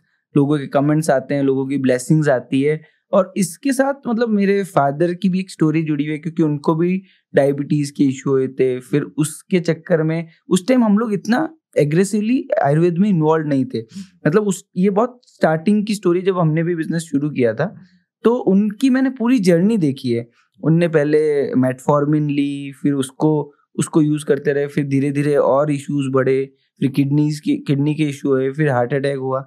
लेकिन उस टाइम भी मतलब मैं उस लेवल तक आने के बाद उतना दे नहीं पाया अपनी आयुर्वेदिक मेडिसिन को एग्रेसिवली उनको, और अल्टीमेटली मतलब हमने उनको फिर साथ खो दिया। लेकिन वहां पर मेरे को एक लगा कि यार ये जो जर्नी मैंने देखी ना, डायबिटिक पेशेंट मान लो, या मेरा फादर उस जर्नी से गए, तो वो बहुत बुरा लगा मेरे को। मतलब मैं उस टाइम थोड़ा कुछ कर सकता था, या फिर मैंने फैमिली को कन्विंस नहीं कर पाया कि मैं इनको ये आयुर्वेदिक मेडिसिन दे के उनको ट्राई करूँ। मतलब हो सकता है ये वे भी अप्रोच। अच्छा, हमने सच बताऊं तो हमने कुछ आयुर्वेदिक ट्राई किया था, लेकिन वहां पर भी उस टाइम वो लर्निंग नहीं थी, तो हम कुछ ऐसे एक वैद्य से मिल लिए थे जहाँ की दवाएं उनको असर नहीं कर पाई, या फिर मेरे को लगता है वो जो कम्युनिकेशन होता है ना वो नहीं हो पाया। क्योंकि आपने देखा कोई वैद्य जी फेमस है किसी गांव में या किसी शहर में, अब वहां जाना, दिखाना, उनकी मेडिसिन कोरियर से आना, और वो चीजें नहीं बनती है। तो वहां पर भी वो चीजें नहीं बनी, और वहां मैं एग्रेसिवली अपनी पैथी को पुश नहीं कर पाया। वो मेरे को बहुत, आज तक मेरे को उस चीज का दुख होता है। तो क्या वो एक रीजन बना कि आपने इस प्रोडक्ट के ऊपर काम किया? मतलब हाँ, वो एक बहुत बड़ा रीजन है कि प्रोडक्ट को मैंने शायद से उसको दिल से लगा लिया, और मैं भी इसकी मैं रेट भी नहीं बढ़ा रहा हूँ।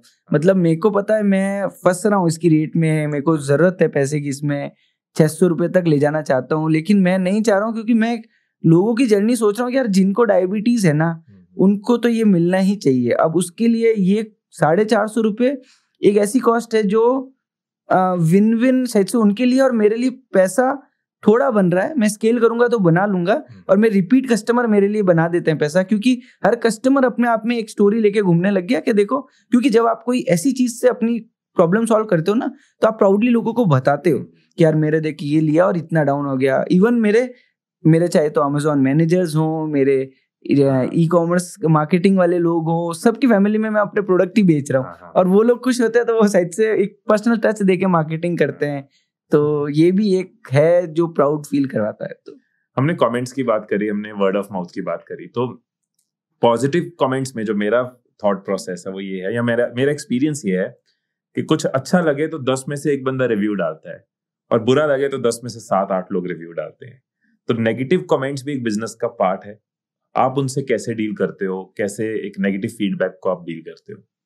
सो हमारा क्या, सुबह 7 बजे से रात को 12 बजे तक जो इंस्टाग्राम सोशल मीडिया के जो कमेंट्स वाले लोग हैं ना, वो लाइव रहते हैं। मतलब हम 15-20 मिनट के लिए सिर्फ हमारे कमेंट्स को छोड़ते हैं ताकि वो पॉपुलेट हो जाए, और 15 मिनट में हर बार कोई ना कोई चेक करता है उसको।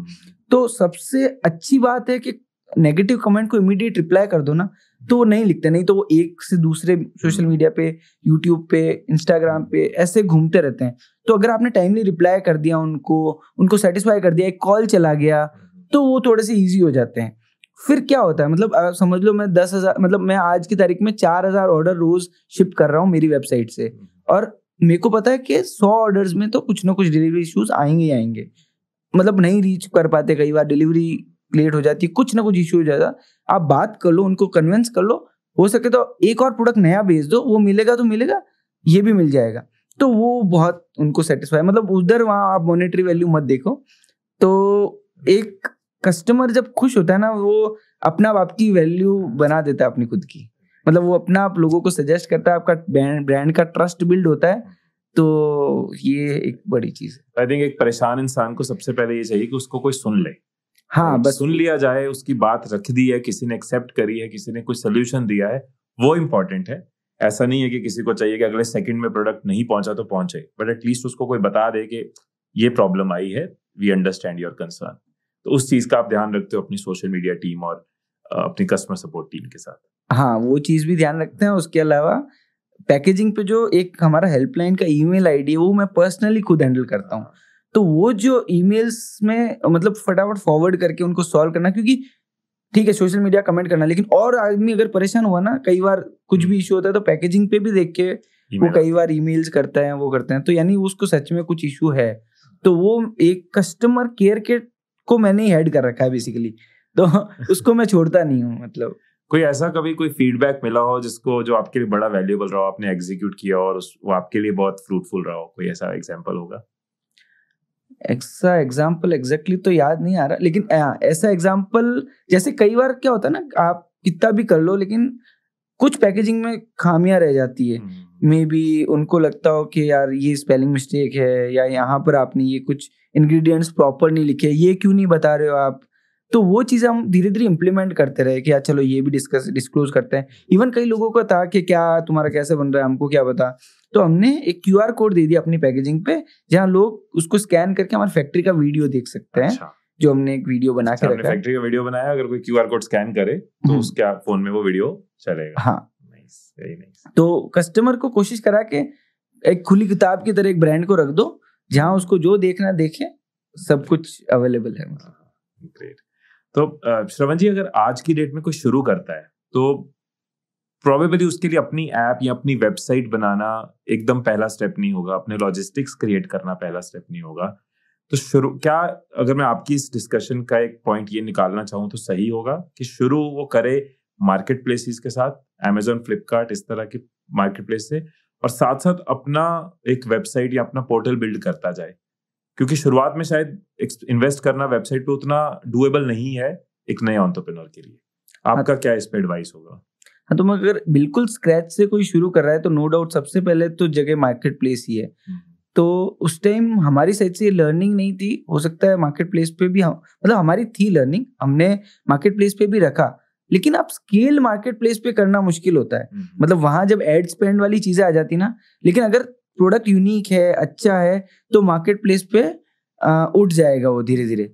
आप अगर अपनी रील्स बना के डाल रहे हैं, इवन आजकल तो बहुत सारे ऑप्शंस हैं कि मार्केट वेबसाइट से पहले भी अगर आप व्हाट्सएप पे भी अपना स्टोर बना सकते हैं, इंस्टा का भी स्टोर आ गया है कुछ। तो अब वेबसाइट की जरूरत छोटी स्केल में कम लोगों को है, जब आप स्केल बड़ा कर रहे हैं तो वेबसाइट। आई थिंक ये बहुत इंपॉर्टेंट आपने इनपुट दिया है, क्योंकि अगर कोई परफॉर्मेंस मार्केटिंग कर रहा है तो वो तो Amazon, फ्लिपकार्ट पे डिपेंडेंट नहीं हो सकता, उतना फ्रूटफुल नहीं रहेगा। तो कुछ नहीं तो स्टार्ट के लिए व्हाट्सएप पे एक स्टोर बना ली जाए, फेसबुक या इंस्टा पे स्टोर बना ली जाए, उसके बाद अपनी वेबसाइट पे काम कर लिया जाए, बट एटलीस्ट ये आपके कंट्रोल में रहेगा। हाँ, ये बहुत, और इससे आपको पता पड़ रहेगा कि मैं क्या स्केल कर रहा हूँ, क्योंकि जब आप परफॉर्मेंस मार्केटिंग करके अपना ट्रैफिक जब इन मार्केट प्लेस पे भेजते हो ना, तो फिर आगे की ट्रैकिंग कुछ भी नहीं है। तो ये एक प्रॉब्लम है, और जब खुद का स्टोर होगा तो नो डाउट कस्टमर से भी बात कर पाओगे।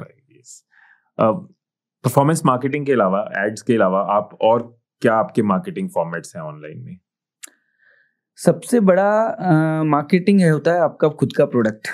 तो हमारा आज की डेट में 70% रिपीट है। 70% रिपीट है। हाँ, इसीलिए हम, मेरे को लगता है आज जिंदा है, वरना तो जैसे कैक बढ़ता जा रहा है तो पता नहीं कहाँ जाएगा ये। लेकिन क्योंकि रिपीट ऑर्डर्स बहुत हैं, ऑर्गेनिक ऑर्डर्स बहुत हैं, हम एक कोई बॉटल ले लेता है तो वो दूसरी, तीसरी, चौथी, मतलब लाइफ टाइम वैल्यू एक कस्टमर की अच्छी है, उसको सॉल्व कर रहे हैं हम, डायबिटीज, कोलेस्ट्रॉल को सॉल्व कर रहे हैं। तो ये है एक। और इसके अलावा मार्केट प्लेटफॉर्म में तो मेजर तो मेटा और यही है। क्या कुछ इन्फ्लुएंसर मार्केटिंग या फिर सोशल मीडिया, ऑर्गेनिक, कोई ऐसा और फॉर्मेट आप यूज करते हो? ऑर्गेनिक सोशल मीडिया मैं चाहता हूँ मैं करूँ और यूज, मतलब मे बी इंस्टाग्राम में मेरी कोई रील वायरल हो जाए या मेरे पेज पे कोई रील वायरल हो जाए, लेकिन वो हो ही नहीं अभी तक। लेकिन मैं वो बहुत मर रहा हूँ उसके लिए कि वो वायरल हो जाए, तो उससे अच्छा तो कुछ भी नहीं है। जैसे हमने कई लोगों को देखा है, तो एक लेवल तक तो स्केल वो बहुत अच्छा कर लेते हैं, लेकिन फिर बाद में तो मार्केटिंग की जरूरत पड़ जाती है। लेकिन ऑर्गेनिक जैसा तो कुछ भी नहीं है, बस आप एसईओ भी हम लोग कर रहे हैं, लेकिन वो बहुत धीरे धीरे इफेक्ट आता है, वो टाइम लेगा। तो ऑर्गेनिक रील्स वायरलिटी पे हम बैठ सकते हैं पॉडकास्ट के बाद।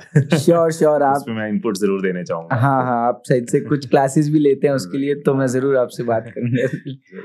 और इन्फ्लुएंसर मार्केटिंग करा आपने? हाँ, इन्फ्लुएंसर मार्केटिंग बहुत एग्रेसिवली हम लोग कर रहे हैं। और उसमें पहले हमने यास्मीन कराची वाला से भी करा, पूजा मखीजा से भी करा, इवन छोटे छोटे इन्फ्लुएंसर्स, फीमेल इन्फ्लुएंसर्स लेते हैं, और ज़्यादा वैसी लैंग्वेज लेते हैं जो लोगों को समझ आ जाए। मतलब वैसा नहीं कि आप इंग्लिश में ही वीडियोस बना रहे हैं, और एक मतलब इंग्लिश ऑडियंस है, लेकिन हमारी ऑडियंस ज़्यादा टियर 2 टियर 3 सिटीज में भी, टियर 1 भी है, तो हम हिंदी मेरे को लगता है ज़्यादा कनेक्ट करती है, या उनकी लोकल लैंग्वेज तमिल में हम लोग वीडियोस बना रहे हैं, हमारे इन्फ्लुएंसर्स मलयालम में वीडियोस बना रहे हैं, गुजराती में बना रहे हैं, मराठी में बना रहे हैं, तो उनका कन्वर्जन काफ़ी अच्छा है।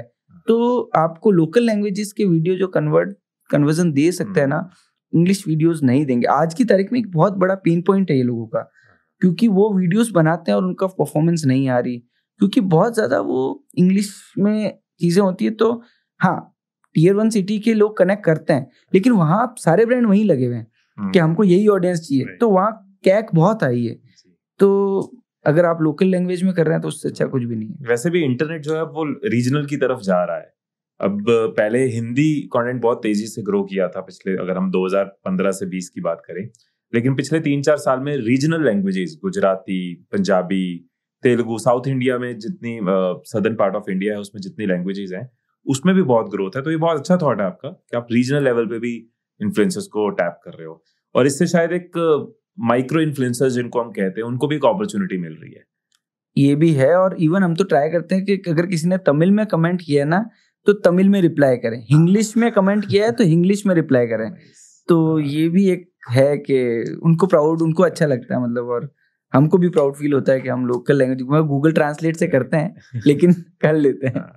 इन्फ्लुएंसर्स आप कैसे, एजेंसी के थ्रू हायर करते हैं या फिर आपकी टीम कर ढूंढती है, कैसे करते हैं? सो आज से 2 महीने पहले तक तो हम खुद ही करते थे। अच्छा। मैं मेरा ब्रदर मिलके इन्फ्लुएंसर को अप्रोच करते थे, जो हम, क्योंकि एक अच्छा इन्फ्लुएंसर जिसकी पिच सही हो, जो बोले तो लोग कन्विंस हो जाए, और उस मतलब अभी आपको पता है फेक इन्फ्लुएंसर्स भी, मतलब फेक फॉलोअर्स भी बहुत आ गए हैं, तो वो चीज नहीं हो।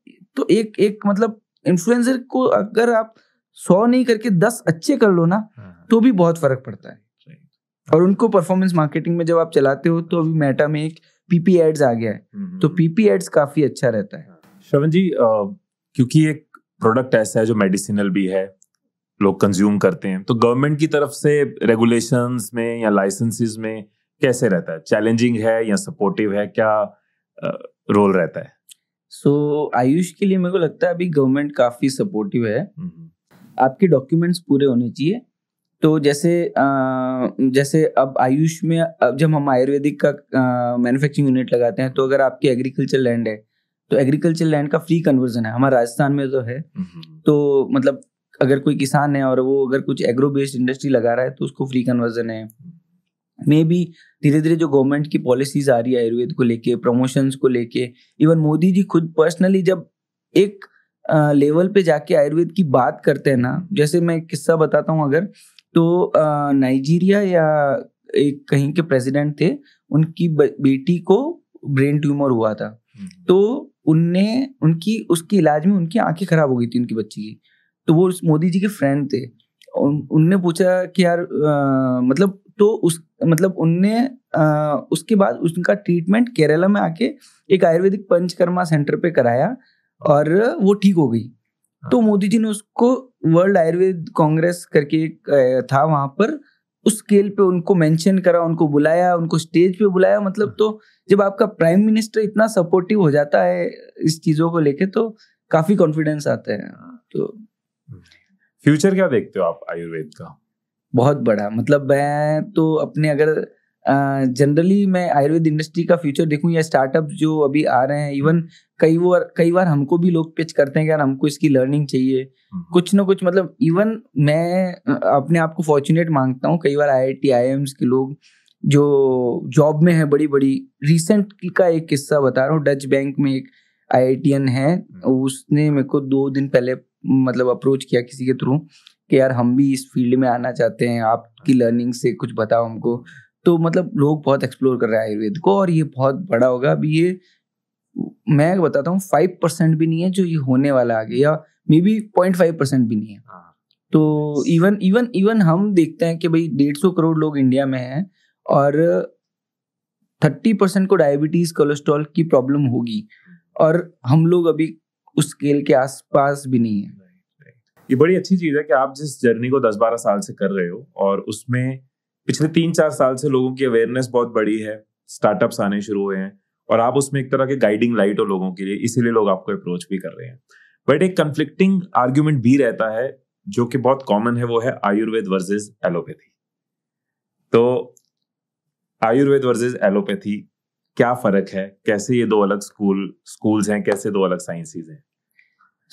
अभी क्या था कि आयुर्वेद में देखो पहले सब कुछ था, पहले आयुर्वेद में सर्जरी भी होती थी, पहले आयुर्वेद के ट्रीटमेंट बहुत अच्छे लेवल पे होते थे। लेकिन धीरे धीरे क्या हुआ कि जब हम लोग इस वेस्टर्न इन्फ्लुएंस में आए तो आयुर्वेद और अपनी एजुकेशन सिस्टम को पीछे करा गया। इवन आज के दिन हम सारा वेस्ट गाइडेड है, मतलब तो अब आयुर्वेद वापस आ रहा है। अच्छी चीज है, तो उठनी तो है, अपना कल्चर भी वापस उठ रहा है।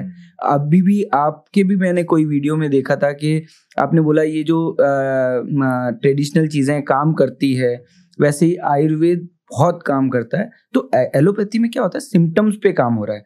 अगर आपको बुखार आ रहा है, आपने एक मेडिसिन ली, आपका बुखार उतर गया, लेकिन 4 घंटे बाद आपको वापस बुखार आ जाएगा।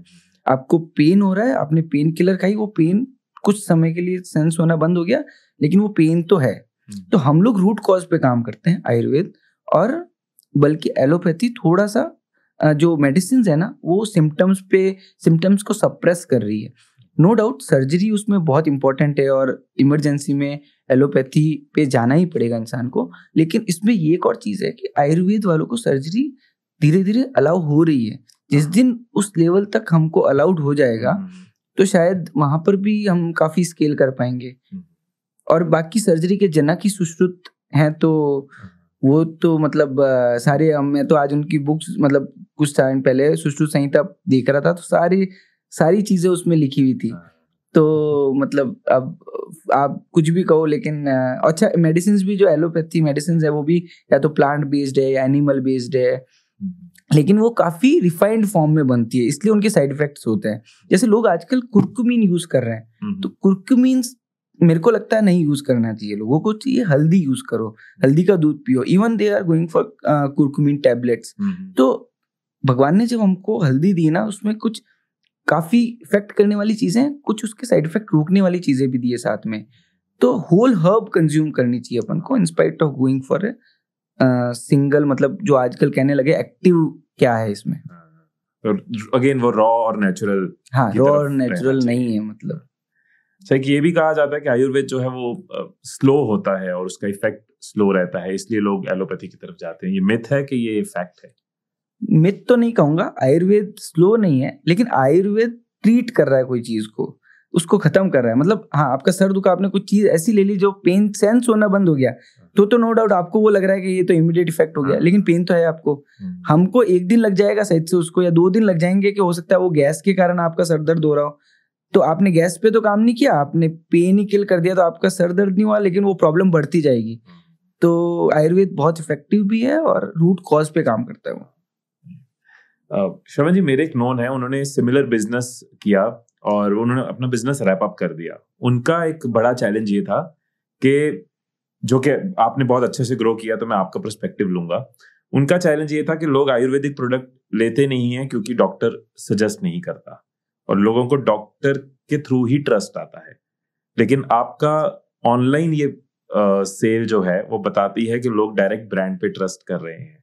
सो क्या आपको ये चैलेंज आया था, आपने इससे डील किया कि क्या लोग कहते थे कि हमें तो डॉक्टर ने, आपने कोई प्रोडक्ट बताया या आपके ऐड ने कोई प्रोडक्ट बताया, पर जब वो डॉक्टर के पास जाते हैं तो डॉक्टर कह देता है ये मत लो, और जो मैं कह रहा हूँ वो लो। क्या ये चैलेंज कभी जर्नी का पार्ट रहा आपकी? ये चैलेंज तो आता ही है, लेकिन अभी देखो जब हमने इन्फ्लुएंसर मार्केटिंग करी ना, हमने आयुर्वेदिक डॉक्टर्स पकड़े ज्यादा, तो वो भी अपनी पैथी का डॉक्टर है, और जो लोग आयुर्वेद पे ट्रस्ट करते हैं वो उन डॉक्टर्स को फॉलो करते हैं।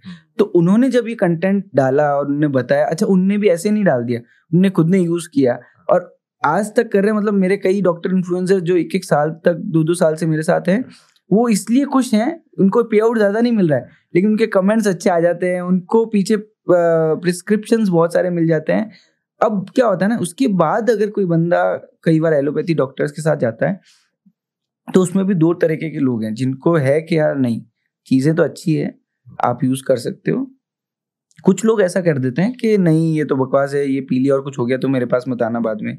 तो वो थोड़ा सा थॉट प्रोसेस वाली बात है, वो मैन टू मैन मेरे को लगता है डिफरेंस है। अपन किसी डॉक्टर को उसके लिए कोई कम्युनिटी को ब्लेम करे तो भी अच्छा नहीं है।